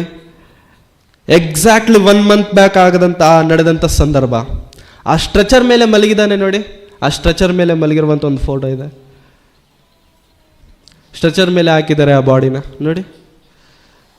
ಮೈ ತುಂಬ ಬ್ಲಡ್ಡು, ತಲೆ ತುಂಬ ಬ್ಲಡ್ಡು, ಬಾಯಲ್ಲಿ ಬ್ಲಡ್ಡು. ಇದು ನೋಡಿದ ತಕ್ಷಣ ನಾನು ತೆಗೆದುಕೊಂಡಂಥ ನಿರ್ಣಯ ಏನೋ ಗೊತ್ತಾ ಪ್ರಿಯರೇ? ಸೇಮ್ ನನ್ನ ವಯಸ್ಸೇ, ಹೆಚ್ಚು ಕಡಿಮೆ ನನ್ನ ವಯಸ್ಸೇ ಪ್ರಿಯರೇ. ಒಳ್ಳೆ ಜಿಮ್ ಬಾಡಿ, ಜಿಮ್ಗೆ ಹೋಗ್ತಾನೆ, ಒಳ್ಳೆ ಹೈಟು, ಒಳ್ಳೆ ಕಲ್ಲರು, ಒಳ್ಳೆ ಬಾಡಿ ಪ್ರಿಯರೇ. ಸೂಪರ್ ಹೀರೋ ಇದ್ದಂಗೆ ಇರ್ತಾನೆ. ಸತ್ತೋದ. ಅವನು ಮುಸ್ಲಿಂ, ಅವನ ಹೆಸರು ಸೈಯದ್. ಬಕ್ರೀದು, ಮೊಹರಮ್ಮು, ಈ ಥರ ಎಲ್ಲ ಹಬ್ಬಗಳು ಬರ್ತಾವಲ್ಲ, ಮೆಸೇಜ್ ಮಾಡ್ತಿದ್ದೆ, happy Ramzan, happy Bakrid, happy ಅದು ಇದು ಅಂತೇಳಿ ಮೆಸೇಜ್ ಮಾಡ್ತಿದ್ದೆ. ಇವಾಗ ನಾನು ಮೆಸೇಜ್ ಮಾಡಿದ್ರೆ ಆ ಸೈಯದ್ ನೋಡಲ್ಲ. ಇವಾಗ ನಾನು ಟೆಕ್ಸ್ಟ್ ಮಾಡಿದ್ರು ಕೂಡ ಅವನು ನೋಡಿ ಥ್ಯಾಂಕ್ ಯು ಹೇಳಲ್ಲ. ಯಾಕಂತಂದ್ರೆ ಅವನು ಇಲ್ಲ, ಸತ್ತೋಗಿದ್ದಾನೆ, ಪ್ರಾಣ ಬಿಟ್ಟಿದ್ದಾನೆ, ರೋಡ್ ಮೇಲೆ ಪ್ರಾಣ ಬಿಟ್ಟಿದ್ದಾನೆ, ಸತ್ತೋಗಿದ್ದಾನೆ ಪ್ರಿಯರೇ. ಅವನ ಹತ್ರ ಮಾತಾಡಬೇಕು ಅಂತಂದ್ರೆ ಮಾತಾಡ್ಲಿಕ್ಕೂ ಆಗಲ್ಲ ಪ್ರಿಯರೇ. ಅವನ ವಯಸ್ಸು ನನ್ನ ವಯಸ್ಸು ಒಂದೇ ಆಗಿರಬೇಕಾದ್ರೆ, ಅವನ ಹಾಗೆ ನಾನು ಕೆಲಸ ಮಾಡುತ್ತಿರಬೇಕಾದ್ರೆ, ಅವನ ಹಾಗೆ ನಾನು ಓಡಾಡ್ತಿರಬೇಕಾದ್ರೆ, ಅವನಿಗೆ ಆದಂತೆ ನನಗೆ ಆಗಲ್ಲ ಅನ್ನುವಂಥ ಗ್ಯಾರಂಟಿ ಏನಿದೆ? ಅವನಿಗೆ ನಡೆದಂತೆ ನನಗೆ ನಡೆಯಲ್ಲ ಅನ್ನುವಂಥ ಗ್ಯಾರಂಟಿ ಏನಿದೆ? ಒಂದೇ ನಿರ್ಣಯ ತೆಗೆದುಕೊಂಡೆ, ಏನಾದರೂ ಅದಾಗಲಿ. ಕುಟುಂಬದಲ್ಲಿ ಕಷ್ಟಗಳಿರಬಹುದು, ಕುಟುಂಬದಲ್ಲಿ ತೊಂದರೆಗಳಿರಬಹುದು, ಕುಟುಂಬದಲ್ಲಿ ಹೆಚ್ಚು ಕಡಿಮೆಗಳಿರಬಹುದು. ಇದೆಲ್ಲ ಇದೆ, ಇದನ್ನೆಲ್ಲ ತೀರಿಸ್ಕೊಂಡು ದೇವರೇ ನಾನು ನಿನ್ನ ಸೇವೆ ಮಾಡ್ತೇನೆ ಅಂತಂದ್ರೆ ಅದು ಮೂರ್ಖತನ. ಆವಾಗ ನಾನು ತೆಗೆದುಕೊಂಡಂಥ ನಿರ್ಣಯವೇ, ದೇವರೇ ಏನಾಗುತ್ತೋ ಅದಾಗಲಿ, ನಿನಗೋಸ್ಕರ ನಾನು ನಿನ್ನ ಸೇವೆ ಮಾಡ್ತೇನೆ. ತುಂಬ ಅಂದ್ಕೊಂಡಿದ್ದೆ ಪ್ರೇರೆ, ನಾನು ಹಾಗೆ ಮಾಡಬೇಕು, ಹೀಗೆ ಮಾಡಬೇಕು, ಹಂಗೆ ಮಾಡಬೇಕು, ಹಿಂಗೆ ಮಾಡಬೇಕು, ಯಾವುದು ಮಾಡ್ಲಿಕ್ಕೆ ಆಗ್ತಿರ್ಲಿಲ್ಲ. ಯಾಕೆ ಅಂತಂದರೆ ಪರ್ಸ್ನಲ್ ಪ್ರಾಬ್ಲಮ್ಸ್, ಕುಟುಂಬದ ಪ್ರಾಬ್ಲಮ್ಗಳು, ಮನೆ ಪ್ರಾಬ್ಲಮ್ಮು, ಆ ಪ್ರಾಬ್ಲಮ್, ಈ ಪ್ರಾಬ್ಲಮ್, ಇವೆಲ್ಲ ಬಂದ್ಬಿಟ್ಟು ದೇವರ ಕೆಲಸನ ತಡೆ ಮಾಡ್ತಿದ್ವು. ಸರಿ ಆಯಿತು, ಇದು ಕ್ಲಿಯರ್ ಆದಮೇಲೆ ಮಾಡೋಣ ಅಂತ ಅಂದ್ಕೊಳ್ತಿದ್ದೆ. ಈ ಫೋಟೋ ಬಂದ ತಕ್ಷಣ ಪ್ರಿಯರೇ ಒಂದೇ ನಿರ್ಣಯ ತೆಗೆದುಕೊಂಡೆ, ದೇವರೇ ಸಾಯೋವರೆಗೂ ನನ್ನ ಜೀವನದಲ್ಲಿ ಕಷ್ಟಗಳಿರ್ತವೆ, ಸಾಯುವುದರೊಳಗಾಗಿ ನಾನು ನಿನ್ನ ಸೇವೆ ಮಾಡುವಂತೆ ಸಹಾಯ ಮಾಡು, ನಿನಗೋಸ್ಕರ ಬದುಕುವಂತೆ ಕೃಪೆ ತೋರಿಸು. ಯಾವಾಗ ಉಸಿರು ನಿಲ್ಲುತ್ತೋ ಗೊತ್ತಿಲ್ಲ, ಯಾವಾಗ ಏನಾಗುತ್ತೋ ಗೊತ್ತಿಲ್ಲ, ಯಾವಾಗ ಈ ಲೋಕ ನಾವು ಬಿಡ್ತೇವೋ ಗೊತ್ತಿಲ್ಲ ಪ್ರಿಯರೇ. ಈ ಯೌವನದಲ್ಲಿ ದೇವರಿಗೋಸ್ಕರ ನಾವು ನಿಂತಿಲ್ಲ, ಬಂದಿಲ್ಲ, ನಮ್ಮ ಹೃದಯವು ದೇವರಿಗೋಸ್ಕರ ಕುದೀತಿಲ್ಲ ಅಂತಂದ್ರೆ ಪ್ರಿಯರೇ, ನಮ್ಮ ಜೀವನವು ವ್ಯರ್ಥ. ಈ ಮಾತುಗಳು ನಮ್ಮ ಹೃದಯವನ್ನು ಬದಲಾಯಿಸುತ್ತಿಲ್ಲ ಅಂತಂದ್ರೆ ಪ್ರಿಯರೇ, ನಾವು ಬದುಕಿದ್ದರೂ ಸತ್ತವರ ಹಾಗೆ. ಈ ಮಾತುಗಳು ನಮ್ಮ ಹೃದಯಕ್ಕೆ ತಾಕುತ್ತಿಲ್ಲ ಅಂತಂದ್ರೆ ಪ್ರಿಯರೇ, ನಮ್ಮ ಹೃದಯವು ಮುಂಡು ಹೋಗಿದೆ, ನಮ್ಮ ಹೃದಯವು ಬಂಡೆಯಾಗಿ ಬದಲಾಗಿದೆ. ಸ್ಪಂದನೆ ಇಲ್ಲ ನಮ್ಮಲ್ಲಿ. ಸ್ಪಂದನೆ ಇಲ್ಲ ಅಂತಂದ್ರೆ ಸತ್ತ ಹೆಣದ ಜೊತೆಗೆ ಸಮಾನನು. ಒಂದು ಡಾಕ್ಟರ್ನ ಹೋಗ್ಬಿಟ್ಟು ಡಾಕ್ಟರ್ ತುಂಬ ವಿಡಿಯೋಗಳು ನೀವು ನೋಡಿರ್ತೀರ, ತುಂಬ ವಿಡಿಯೋಗಳು. ಒಂದು ಹುಡುಗನನ್ನ ಆಗ್ಲೇ ಅಮ್ಮನ ಹೊಟ್ಟೆಯಿಂದ ತೆಗೆದಿರುವಂಥ ಹುಡುಗ ಹೊರಗೆ ಬಂದಿದ ತಕ್ಷಣ ಅಳಲ್ಲ. ಡಾಕ್ಟರ್ ಏನು ಯೋಚನೆ ಮಾಡಲ್ಲ, ಕಾಲು ಹಿಡ್ಕೊಂಡು ಮೇಲೆತ್ಬಿಟ್ಟು ಹಿಂಭಾಗ ಟಾಪ್ ಟಾಪ್ ಟಾಪ್ ಅಂತ ಹೊಡಿತಿರ್ತಾನೆ. ನೋಡೋರಿಗೆ ನಮಗೆ ತುಂಬ ಬೇಜಾರಾಗುತ್ತೆ, ಹೌದಾ? ಬೇಜಾರಾಗುತ್ತೆ. ಅಯ್ಯೋ, ಈಗ ಹುಟ್ಟಿರುವಂಥ ಮಗುನ ಯಾಕೆ ಹಂಗೆ ಹೊಡಿತಿದ್ದಾರೆ ಅಂತಂದ್ರೆ ಪ್ರಿಯರೇ, ಅವಾಗ ಡಾಕ್ಟರ್ನೋ ಕೇಳಿ ಯಾಕೆ ಸರ್ ಆ ಥರ ಹೊಡಿತಿದ್ದೀರಾ ಅಂತಂದ್ರೆ ಡಾಕ್ಟರ್ ಏನು ಹೇಳ್ತಾರೆ ಗೊತ್ತಾ? ಮನುಷ್ಯನಿಗಿರುವಂಥ ಸಹಜವಾದಂಥ ಲಕ್ಷಣವೇನಂತಂದ್ರೆ ನೋವಾದರೆ ಸ್ಪಂದಿಸುತ್ತಾನೆ ಮನುಷ್ಯನಿಗಿರುವಂಥ ಸಹಜವಾದಂಥ ಲಕ್ಷಣ ಸ್ಪಂದನೆ. ಮನುಷ್ಯ ಸ್ಪಂದಿಸುತ್ತಿಲ್ಲ ಅಂತಂದ್ರೆ ಅವನು ಸತ್ತಂಗೆ. ಮನುಷ್ಯನಿಗೆ ಸ್ಪಂದನೆ ಇಲ್ಲ ಅಂತಂದ್ರೆ ಅವನು ಸತ್ತಂಗೆ. ಇಷ್ಟು ಮಾತುಗಳನ್ನು ನಾವು ಕೇಳಿದಾಗಿಯೂ ಕೂಡ ಪ್ರಿಯ ಯೌವನಸ್ಥರೇ, ಪ್ರಿಯ ದೇವರ ಮಕ್ಕಳೇ, ನಮ್ಮಲ್ಲಿ ಸ್ಪಂದನೆ ಬರುತ್ತಿಲ್ಲ ಅಂತಂದ್ರೆ ದೇವರು ಕೂಡ ನಮ್ಮನ್ನ ಏನ್ ಮಾಡ್ತಾರೆ ಗೊತ್ತಾ ಪ್ರಿಯರೇ? ಇವನು ಬದುಕಿದ್ದರೂ ಕೂಡ ಸತ್ತಂಗೆ. ಇವನಿಂದ ನನಗೇನು ಪ್ರಯೋಜನ ಇಲ್ಲ. ಯಾವಾಗ ಮಾಡಬೇಕು ಅಂತ ಅಂದ್ಕೊಂಡಿದ್ದೇವೆ ದೇವರ ಸೇವೆ? ಯಾವಾಗ ಮಾಡಬೇಕು ಅಂತ ಅಂದ್ಕೊಂಡಿದ್ದೇವೆ? ವಯಸ್ಸಾದ ಮೇಲೆ, ಎಲ್ಲ ಮುಗಿದೋದ್ಮೇಲೆ, ಎಲ್ಲ ಒಣಗೋದ್ಮೇಲೆ, ಎಲ್ಲ ಬಿದ್ದೋದ್ಮೇಲೆ ಬಂದು ದೇವರ ಸೇವೆ? ನೋ. ಇದೇ ಅನುಕೂಲವಾದ ಸಮಯ, ಇದೇ ಸುಪ್ರಸನ್ನತೆಯ ದಿನ, ಇದು ಸಮಯ, ಇದು ಕಾಲ. ಇವತ್ತು ನಾವು ದೇವರಿಗೋಸ್ಕರ ನಿಂತಿಲ್ಲ ಅಂತಂದ್ರೆ ಪ್ರಿಯರೇ, ದೇವರಿಗೋಸ್ಕರ ನಾವು ಯಾವತ್ತೂ ನಿಲ್ಲಕ್ಕೆ ಸಾಧ್ಯವಿಲ್ಲ. ಒಂದು ತಿಂಗಳ ಹಿಂದೆ ನಮ್ಮ ದೇಶಕ್ಕೆ, ನಮ್ಮ ದೇಶದ ಚರಿತ್ರೆಯಲ್ಲಿ ಪ್ರಪ್ರಥಮ ಬಾರಿಗೆ 3-4 ಗೋಲ್ಡ್ ಮೆಡಲ್ಗಳು ಬಂದವು. ಯಾವುದರಲ್ಲಿ? ಚೆಸ್ಸಲ್ಲಿ ಗೋಲ್ಡ್ ಮೆಡಲ್ಸ್ ಬಂದವು. ಒಂದಲ್ಲ 3-4 ಗೋಲ್ಡ್ ಮೆಡಲ್ಗಳು ಬಂದವು. ದೇಶ ಎಲ್ಲ ಹೊಗಳುತ್ತಿತ್ತು. ಚೆಸ್ಸನ್ನು ಸೃಷ್ಟಿ ಮಾಡಿದ್ದೇ ನಾವು, ಇಂಡಿಯನ್ಸ್. ಚೆಸ್ನ ಸೃಷ್ಟಿ ಮಾಡಿದ್ದೆ ನಾವು. ಆ ಚೆಸ್ನ ಸೃಷ್ಟಿ ಮಾಡಿದಾಗಿಂದ ನಮ್ಮ ದೇಶಕ್ಕೆ ಒಂದೇ ಬಾರಿ 3-4 ಗೋಲ್ಡ್ ಮೆಡಲ್ ಬಂದಿರುವಂಥದ್ದು ಇದೇ ಪ್ರಥಮ ಬಾರಿ. This is the first time. Gold medal ತಂದಿರುವಂಥದ್ದು ಯಾರೋ ಗೊತ್ತಾ ಪ್ರಿಯರೇ? ಗೋಲ್ಡ್ ಮೆಡಲ್ ತಂದಿರುವಂಥವರ ವಯಸ್ಸೆಷ್ಟು ಗೊತ್ತಾ? ಒಬ್ಬನ ವಯಸ್ಸು 19 ವರ್ಷ, ಒಬ್ಬನ ವಯಸ್ಸು 21 ವರ್ಷ, ಒಬ್ಬರ ವಯಸ್ಸು 23 ವರ್ಷ, ಇನ್ನೊಬ್ಬರ ವಯಸ್ಸು 31 ವರ್ಷ. 19 ವರ್ಷದ ಒಂದು ಹುಡುಗ ಒಲಿಂಪಿಯಾಡಲ್ಲಿ ಹೋಗ್ಬಿಟ್ಟು ಗೋಲ್ಡ್ ಮೆಡಲ್ ತಂದು ತನ್ನ ದೇಶಕ್ಕೆ ಗರ್ವವನ್ನು ತರುತ್ತಿರಬೇಕಾದ್ರೆ, ಪ್ರಿಯ ಕ್ರೈಸ್ತನೇ, ಚಿಕ್ಕ ವಯಸ್ಸಿನಿಂದ ಬೈಬಲ್ ಓದುತ್ತಾ, ಚಿಕ್ಕ ವಯಸ್ಸಿನಿಂದ ಬೈಬಲ್ ಮಾತುಗಳನ್ನು ಕೇಳುತ್ತಾ, ಬೈಬಲ್ ಪ್ರಕಾರವಾಗಿ ಬದುಕಬೇಕೆಂದು ನಿರ್ಣಯ ತೆಗೆದುಕೊಂಡಿರಬೇಕಾದ್ರೆ ಏನು ಮಾಡಿದೆಯಾ ದೇವರಿಗೋಸ್ಕರ? ಏನು ಮಾಡಿದ್ದೇವೆ ದೇವರಿಗೋಸ್ಕರ? ಇಂಡಿಯಾ ಚರಿತ್ರೆಯಲ್ಲಿ ಪ್ರಪ್ರಥಮ ಬಾರಿಗೆ, first time in Indian history, gold medal ಬಂದಿದೆ. ನಮ್ಮ ಜೀವನದಲ್ಲಿ ಹೇಳ್ಕೊಳ್ಳೋದಕ್ಕಾಗುವಂಥ ಕೆಲಸಗಳನ್ನು ಏನಾದರೂ ನಾವು ಮಾಡಿದ್ದೇವ ಪ್ರಿಯರೇ? ಪ್ರಿಯ ಯೌವನಸ್ಥರೇ, ಕೈ ಕಟ್ಕೊಂಡು ಸುಮ್ಮನೆ ಕೂತ್ಕೊಳ್ಳೋದಲ್ಲ. ಕೈ ಕಟ್ಕೊಂಡು ಸುಮ್ಮನೆ ಬೈಬಲ್ ತಂದು ಒಂದು ಬುಕ್ ತಂದು ತುಂಬ ಜನ ಬರ್ಕೊಳ್ಳೋದನ್ನು ನಾನು ನೋಡಿದೆ ಪ್ರಿಯರೇ. ಮೆಸೇಜ್ ಹೇಳ್ತಿದ್ರೆ ಮೆಸೇಜ್ ಏನು ಬರೆಯಲ್ಲ, ರೆಫರೆನ್ಸ್ ಮಾತ್ರ ಬರೀತಿರ್ತಾರೆ, ಉಜಾಡ್ತಿರ್ತಾರೆ. ಏನು ಪ್ರಯೋಜನ ರೆಫರೆನ್ಸಿಂದ? ಏನು ಪ್ರಯೋಜನ? ನಿನ್ನೆ ವಂಶೀಯಣ್ಣರು ಹೇಳಿರುವಂಥ ರೆಫರೆನ್ಸ್ ಎಲ್ಲ ಬರೆದಿರ್ತೀರಲ್ಲ, ತೆಗೀರಿ. ಏನು ಹೇಳಿದ್ದಾರೆ ಹೇಳಿ, ಆ ರೆಫರೆನ್ಸ್ ನೋಡಿ. ಏನು ಹೇಳಿದ್ದಾರೆ ಹೇಳಿ, ಗೊತ್ತಾಗುತ್ತಾ? ಅರ್ಥ ಆಗುತ್ತಾ? ನಾನೇ ಬಂದು ಕೇಳ್ತೇನೆ, ಏನು ಹೇಳಿದ್ದಾರೆ? ಯಾಕೆ ಬರೀತಿದ್ದೇವೆ? ಸುಮ್ಮನೆ ವೇಸ್ಟ್ ಆಫ್ ಟೈಮ್. ಬರೀದೇ ಇದ್ರೇ ಚೆನ್ನಾಗಿರ್ತಿತ್ತಲ್ಲ. ಯೌವನಸ್ಥರೇ, ದೇವರು ಕೊಡುವಂಥ ಅಮೂಲ್ಯವಾದಂಥ ಅವಕಾಶ, ದೇವರಿಗೋಸ್ಕರ ನಿಲ್ಲುವಂಥದ್ದು. ಏನು ಮಾಡ್ಲಿಕ್ಕಾಗುತ್ತೆ ದೇವರಿಗೋಸ್ಕರ? ದೇವರು ನಿಮಗೆ ಕೊಟ್ಟಂಥ ತಲಾಂತೇನು? ಒಳ್ಳೆ ಹಾಡಾಡ್ಲಿಕ್ಕಾಗತ್ತಾ? ಹಾಡಾಡಿ ದೇವರ ಸುವಾರ್ತೆ ಸಾರಿ. ಒಳ್ಳೆ ಮಾತಾಡ್ಲಿಕ್ಕಾಗತ್ತಾ? ಮಾತುಗಳನ್ನು ಹೇಳಿ ಸುವಾರ್ತೆ ಸಾರಿ. ಪ್ರಸಂಗ ಮಾಡ್ಲಿಕ್ಕಾಗತ್ತಾ? ಬಂದು ನಿಂತ್ಕೊಂಡು 1000 ಜನಕ್ಕೆ ಪ್ರಸಂಗ ಹೇಳಿ.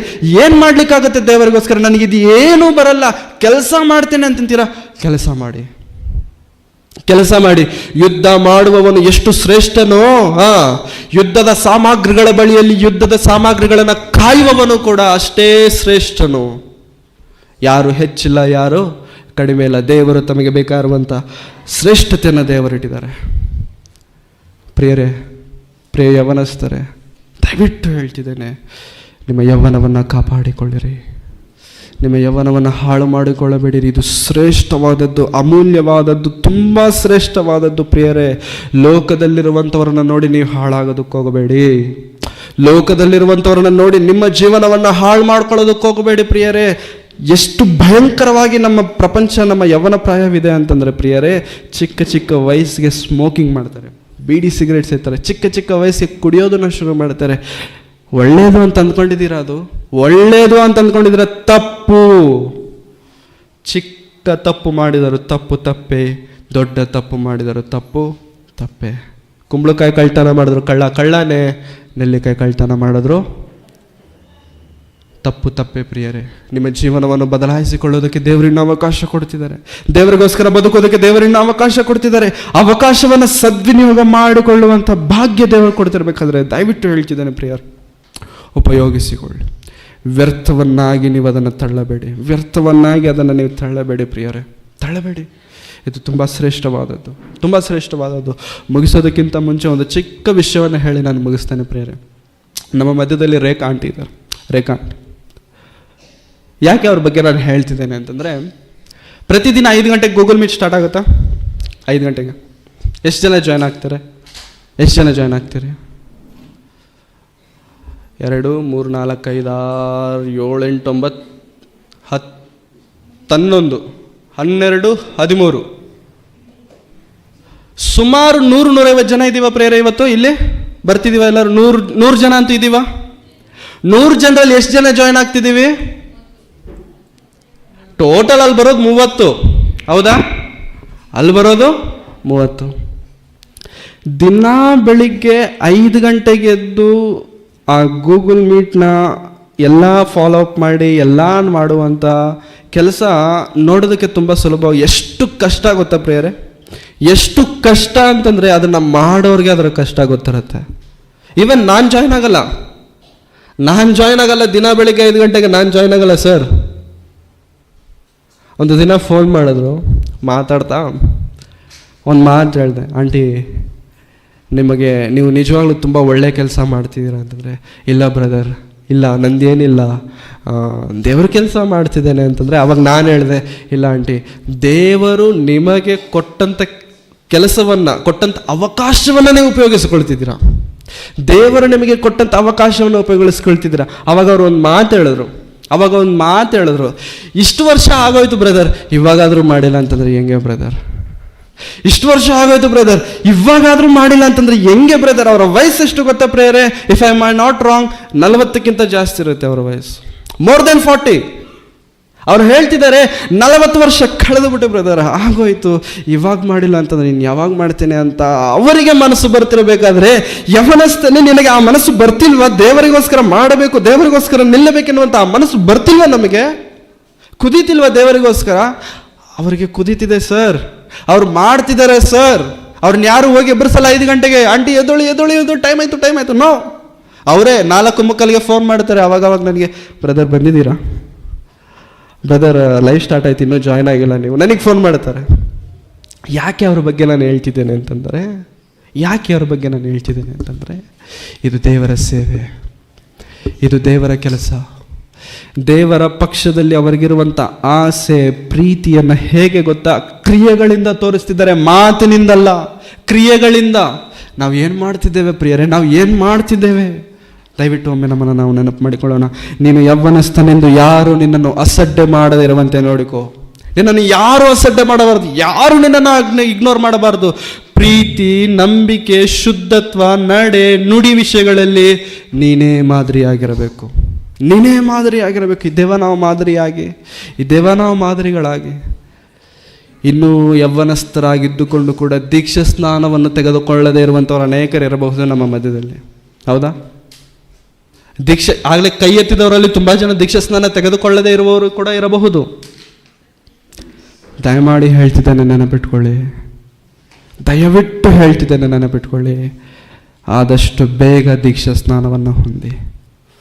ಈ ಮಾತುಗಳು ನಿಮ್ಮ ಹೃದಯಕ್ಕೆ ನಿಜವಾಗ್ಲೂ ತಟ್ಟುವುದಾದರೆ, ಈ ಮಾತುಗಳು ನಿಜವಾಗಲೂ ನಿಮ್ಮ ಹೃದಯಕ್ಕೆ ಹೌದು ಇದು ನಿಜ, ದೇವರೇ ನನ್ನನ್ನು ನಿನಗೋಸ್ಕರ ಉಪಯೋಗಿಸಿಕೋ, ನನ್ನನ್ನು ನಿನ್ನ ಸೇವೆಯಲ್ಲಿ ಉಪಯೋಗಿಸಿಕೋ ಎನ್ನುವಂಥ ಪಶ್ಚಾತ್ತಾಪದ ಹೃದಯ ಒಂದು ವೇಳೆ ಯವ್ವನಸ್ಥರೇ ನಿಮ್ಮ ಹೃದಯದಲ್ಲಿ ಬಂದರೆ, ದೀಕ್ಷಾ ಸ್ನಾನಕ್ಕೆ ಸಿದ್ಧರಾಗಿ ದೇವರಿಗೆ ನಿಮ್ಮ ಹೃದಯವನ್ನು ಒಪ್ಪಿಸಿಕೊಡಿ.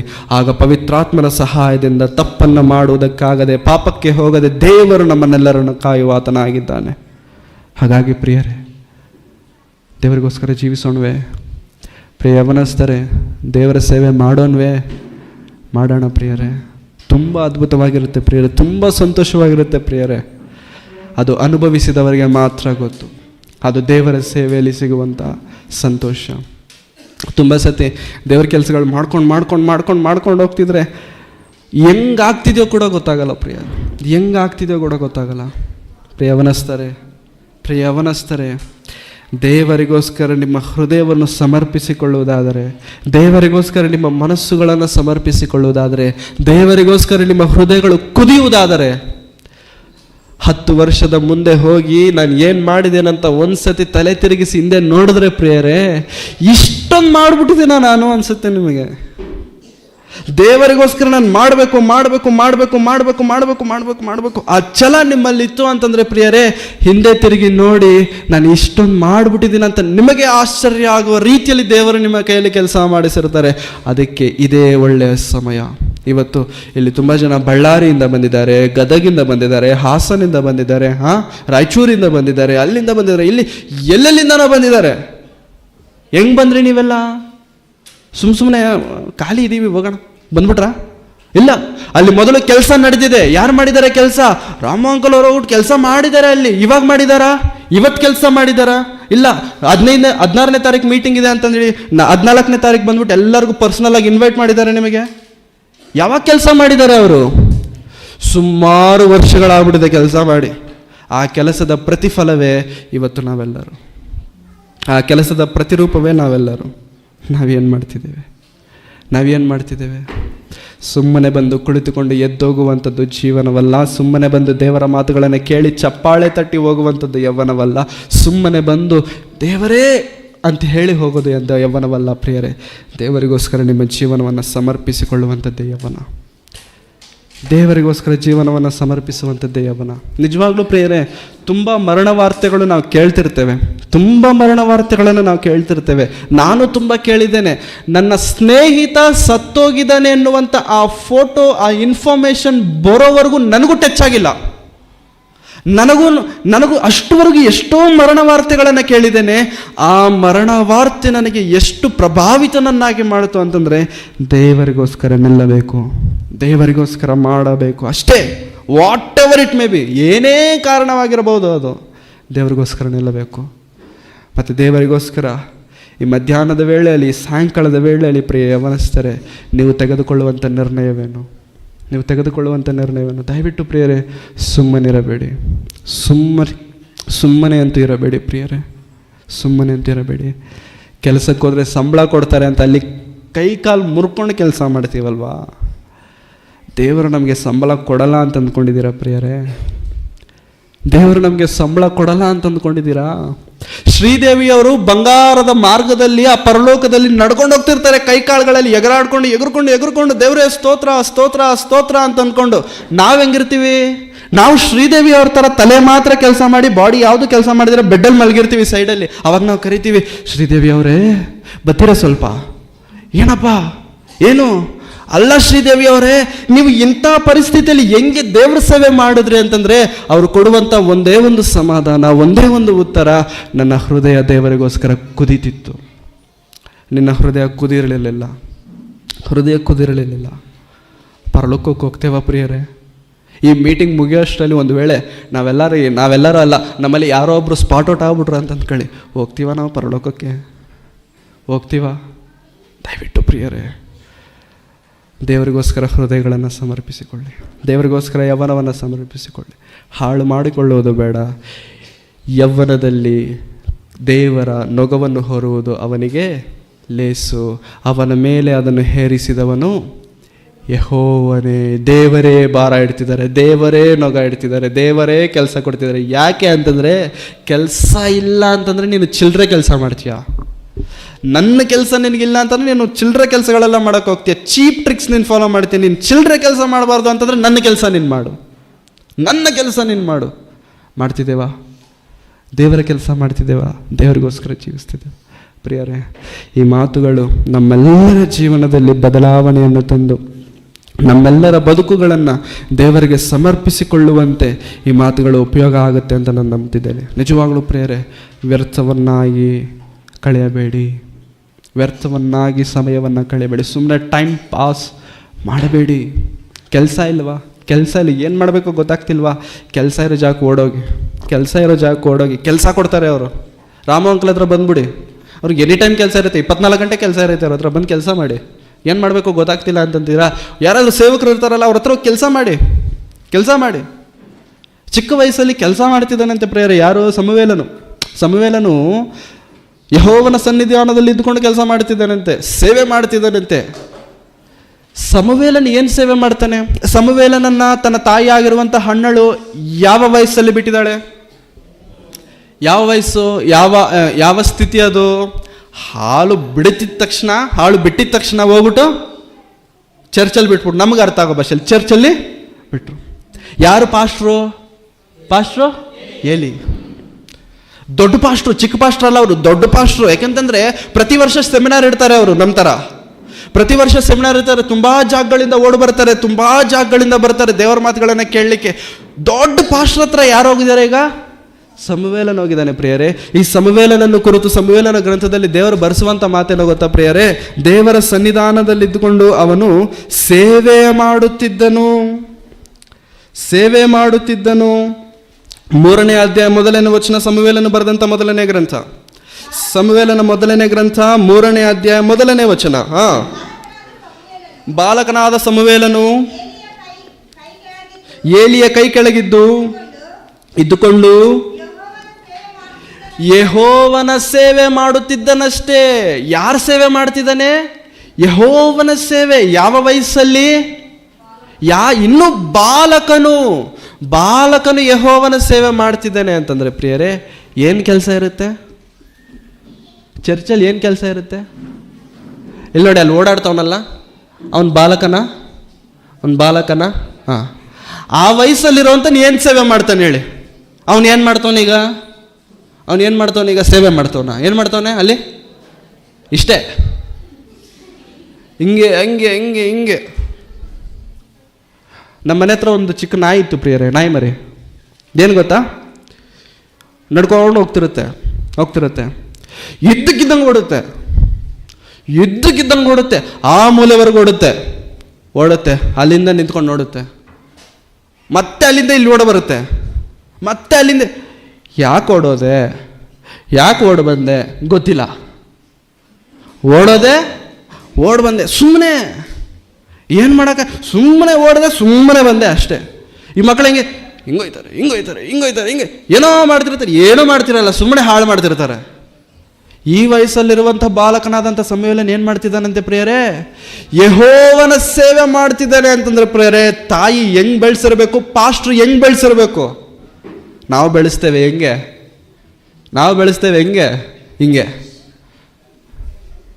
ಪ್ರಿಯರೇ, ಆ ಹುಡುಗನನ್ನು ನಾನು ಪ್ರಶ್ನೆ ಮಾಡಿ ಹೇಳುತ್ತಿಲ್ಲ, ನಮ್ಮ ಮಕ್ಕಳನ್ನು ನಾವು ಸರಿ ಮಾಡಬೇಕೆಂಬುದಾಗಿ ನಾನು ಹೇಳ್ತಿದ್ದೇನೆ. ಇವಾಗ ಸರಿ ಮಾಡಿಲ್ಲ ಅಂತಂದರೆ ಇನ್ನು ಯಾವಾಗಲೂ ಕೂಡ ನಾವು ಸರಿ ಮಾಡಲಿಕ್ಕಾಗಲ್ಲ. ದೇವರಿಗೋಸ್ಕರ ಮಕ್ಕಳನ್ನು ಬೆಳೆಸೋಣ ಪ್ರಿಯರೇ. ಮಕ್ಕಳ ಹೃದಯ ಹೇಗಿರುತ್ತೋ ಗೊತ್ತಾ ಪ್ರಿಯರೇ? ಬ್ಲ್ಯಾಕ್ ಬೋರ್ಡ್ ಇದ್ದಂಗೆ. ಬ್ಲ್ಯಾಕ್ ಬೋರ್ಡ್ ಗೊತ್ತಲ್ಲ? Black board.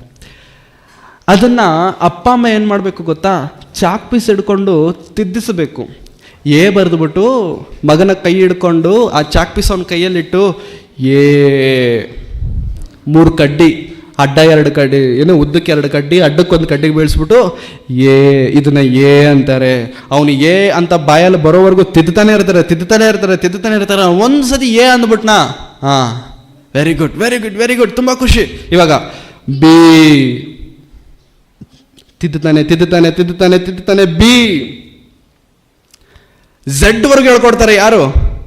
ಅಪ್ಪ ಅಮ್ಮ. ಹೌದಾ?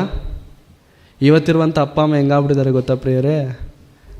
ಚಾಕ್ ಪೀಸ್ನ ಹುಡುಗನ ಕೈ ಕೊಟ್ಬಿಟ್ರು. ಅವ್ರು ಏನು ಮಾಡ್ತಾರೆ? ಪೆನ್ನು ಪೇಪರ್ ಕೊಡಿ ಅವ್ರ ಕೈಗಳಿಗೆ. ಏನು ಮಾಡ್ತಾರೆ? ಅದನ್ನು ಏನೋ ಗೀಚ್ತಿರ್ತಾರೆ. ಇಲ್ಲಿ ನೋಡ್ತಾರೆ, ಇಲ್ಲಿ ಗೀಚ್ತಿರ್ತಾರೆ. ಮೇಲ್ ನೋಡ್ತಾರೆ, ಕೆಳಗೆ ಗೀಚ್ತಿರ್ತಾರೆ. ಹಿಂಗೆ ನೋಡ್ತಾರೆ, ಗೀಚ್ತಿರ್ತಾರೆ. ಸೀರಿಯಸ್ ಆಗಿ ಗೀಚ್ತಿರ್ತಾರೆ. ಏನೂ ಇರಲ್ಲ ಅಲ್ಲಿ. ಬದುಕುಗಳು ಹಾಳಾಗ್ತವೆ ಪ್ರಿಯರೇ. ತಂದೆ ತಾಯಿಗಳೇ, ನಿಮ್ಮ ಮಕ್ಕಳ ಜೀವನದಲ್ಲಿ ನೀವು ಕೇರ್ ತೆಗೆದುಕೊಂಡಿಲ್ಲ ಅಂತಂದ್ರೆ, ಸುಮ್ಮನೆ ಬಿಟ್ಟುಬಿಟ್ರಿ ಅಂತಂದ್ರೆ ಹಾಳಾಗ್ತಾರೆ. ಅಪ್ಪ ಅಮ್ಮ ಚಿಕ್ಕ ವಯಸ್ಸಲ್ಲಿ ABCD ಕಳ್ಸ್ಕೊಂಡು ಅವ್ನು ಸಾಯೋವರೆಗೂ ಮರೆಯಲ್ಲ ಸರ್, ಸಾಯೋವರೆಗೂ ಮರೆಯಲ್ಲ. ಮತ್ತೆ ದೇವರ ಮಾತುಗಳನ್ನು ಹಾಗೆ ಯಾಕೆ ಕಳ್ಸ್ಕೊಡಕ್ಕಾಗ್ತಿಲ್ಲ ನಿಮ್ಮ ಮಕ್ಕಳಿಗೆ? ದೇವರಿಗೋಸ್ಕರ ಮಗನೇ ನೀನು ಬದುಕಬೇಕು, ದೇವರ ಸೇವೆ ಮಾಡಬೇಕು, ದೇವರ ಸ್ವಾರ್ಥ ಸಾರಬೇಕು, ಇದು ನಿನ್ನ ಜನ್ಮದ ಪರಮಾರ್ಥ. ಯಾಕೆ ಹೇಳ್ಕೊಡೋಕ್ಕಾಗ್ತಿಲ್ಲ? ಮುದ್ದು. ಯಾಕೆ ಮುದ್ದು? ಅವ್ರನ್ನ ನೋಡಿದಾಗೆಲ್ಲ ಒಂದು ಗುದ್ದಬೇಕು ಅನಿಸುತ್ತೆ. ಆ ಮುದ್ದು ಮಾಡೋದನ್ನು ನೋಡಬೇಕಾದ್ರೆ ಗುದ್ದಬೇಕು ಅನಿಸುತ್ತೆ ಪ್ರಿಯರೇ. ನಿಜವಾಗ್ಲೂ ಎಷ್ಟು ಮುದ್ದು ಮಾಡಬೇಕು ಅಷ್ಟೇ ಮುದ್ದು ಮಾಡಬೇಕು. ಲಿಮಿಟ್. ಜಾಸ್ತಿ ಮುದ್ದು ಮಾಡಿದ್ರು ಕೂಡ ಅವರು ಹಾಳಾಗ್ತಾರೆ. ಜಾಸ್ತಿ ಮುದ್ದು ಮಾಡಿ ಎಷ್ಟು ಮುದ್ದು ಮಾಡಬೇಕು? ಅವ್ನು ಹಿಂಗೆ ಓಡಾಡ್ತಾ ಗ್ಲಾಸಲ್ಲಿರೋ ನೀರು ಒದ್ಕೊಂಡು ಹೋಗ್ಬಿಟ್ಟ ಅಂತ ಅಂದ್ಕೊಳ್ಳಿ. ಗ್ಲಾಸಲ್ಲಿರೋ ನೀರು ಒದ್ಕೊಂಡು ಹೋಗ್ಬಿಟ್ಟು ರೂಮೆಲ್ಲ ನೀರು ಮಾಡ್ಬಿಟ್ಟ. ಮುದ್ದು ಮಾಡೋರು ಏನು ಮಾಡ್ತಾರೆ ಗೊತ್ತಾ? ಅಯ್ಯೋ ಮಗನೇ ನಿನಗೇನಾದ್ರು ಏಟ್ ಆಯ್ತಾ ಅಂತಾರೆ. ಮಗನೇ ನಿನಗೇನಾದ್ರು ಏಟ್ ಆಯ್ತಾ, ಕಾಲಿಗೆ ಏಟ್ ಆಯ್ತಾ? ಅವಾಗ ಹೆಂಡತಿನ ಕರೆದ್ಬಿಟ್ಟು ಕ್ಲೀನ್ ಮಾಡ್ಬಿಡಿ, ಅವೆಲ್ಲ ಕ್ಲೀನ್ ಮಾಡ್ಬಿಟ್ಟು ನೀರು ಚೆಲ್ಬಿಟ್ಟು ಕ್ಲೀನ್ ಮಾಡು. ಇದು ಮುದ್ದು. ಲಿಮಿಟ್ಲೆಸ್ ಮುದ್ದು. ಇದು ಅನ್ಲಿಮಿಟೆಡ್ ಮುದ್ದು. ಲಿಮಿಟೆಡ್ ಮುದ್ದು ಹೆಂಗಿರುತ್ತೆ ಗೊತ್ತಾ? ಅವನು ಒದ್ದಿದ ತಕ್ಷಣ ಬಾರ ಇಲ್ಲಿ ಬಾ, ಏನು ಮಾಡಿದೆ? ನೀರು. ಅದೇ ನೀರು ಏನು ಮಾಡಿದೆ? ಬೆಳೆಸ್ದೆ.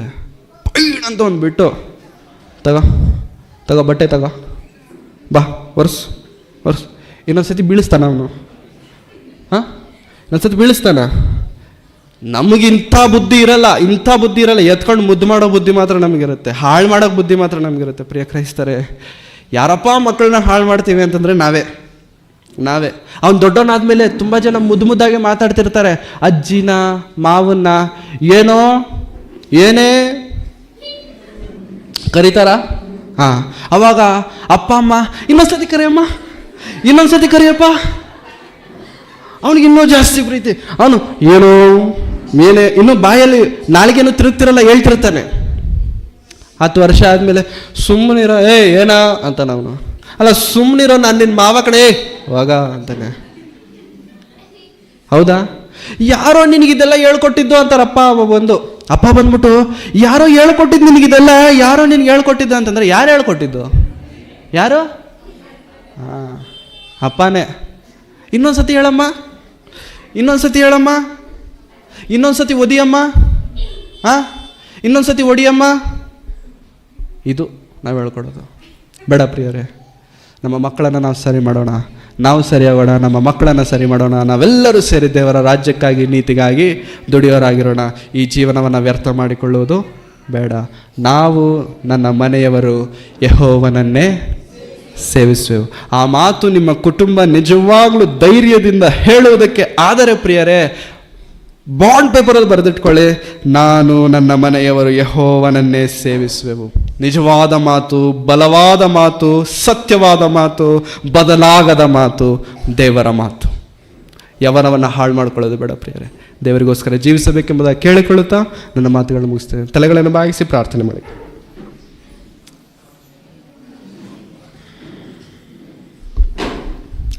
ಕಣ್ಣುಗಳನ್ನು ಮುಚ್ಚಿ ಪ್ರಾರ್ಥನೆ ಮಾಡಿ. ಪ್ರೀತಿ ಸ್ವರೂಪನಾದಂಥ ತಂದೆಯಾದ ದೇವರೇ, ನಿಮ್ಮ ಪರಿಶುದ್ಧವಾದಂಥ ನಾಮಕ್ಕಾಗಿ ನಿಮಗೆ ವಂದನೆಗಳು ಕರ್ತನೆ.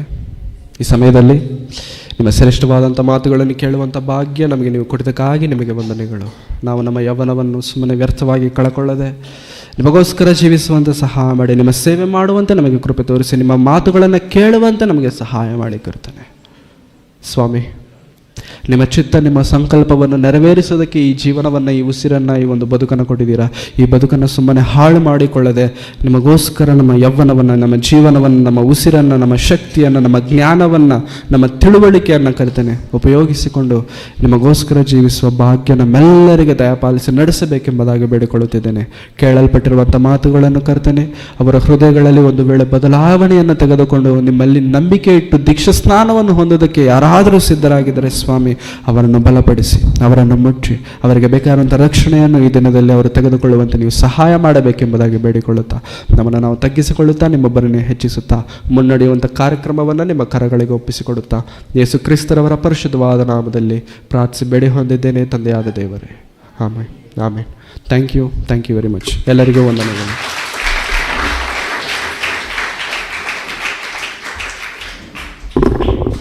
ಇದುವರೆಗೂ ಯೌವನಸ್ಥರ ಬಗ್ಗೆ, ಯೌವನದಲ್ಲಿ ನಗುವನ್ನು ಹೊರುವುದು ಲೇಸು ಎಂಬುದಾಗಿ ಭಾಳ ಅದ್ಭುತವಾದಂಥ ಸಂದೇಶವನ್ನು ನಮ್ಮ ಮೊದಲು ನೀಡಿದಂಥ ದೈವ ಸೇವಕರಾದ ಅವಿಸನರಿಗೆ ಕರ್ತನಾದ ಯೇಸು ಕ್ರಿಸ್ತನ ಹೆಸರಲ್ಲಿ ಒಂದಿನ ಮತ್ತೊಂದು ಎಲ್ಲರ ಕೈಗಳ ದಡ್ಡಿ ಅವರನ್ನ ಅಭಿನಯಿಸೋಣ.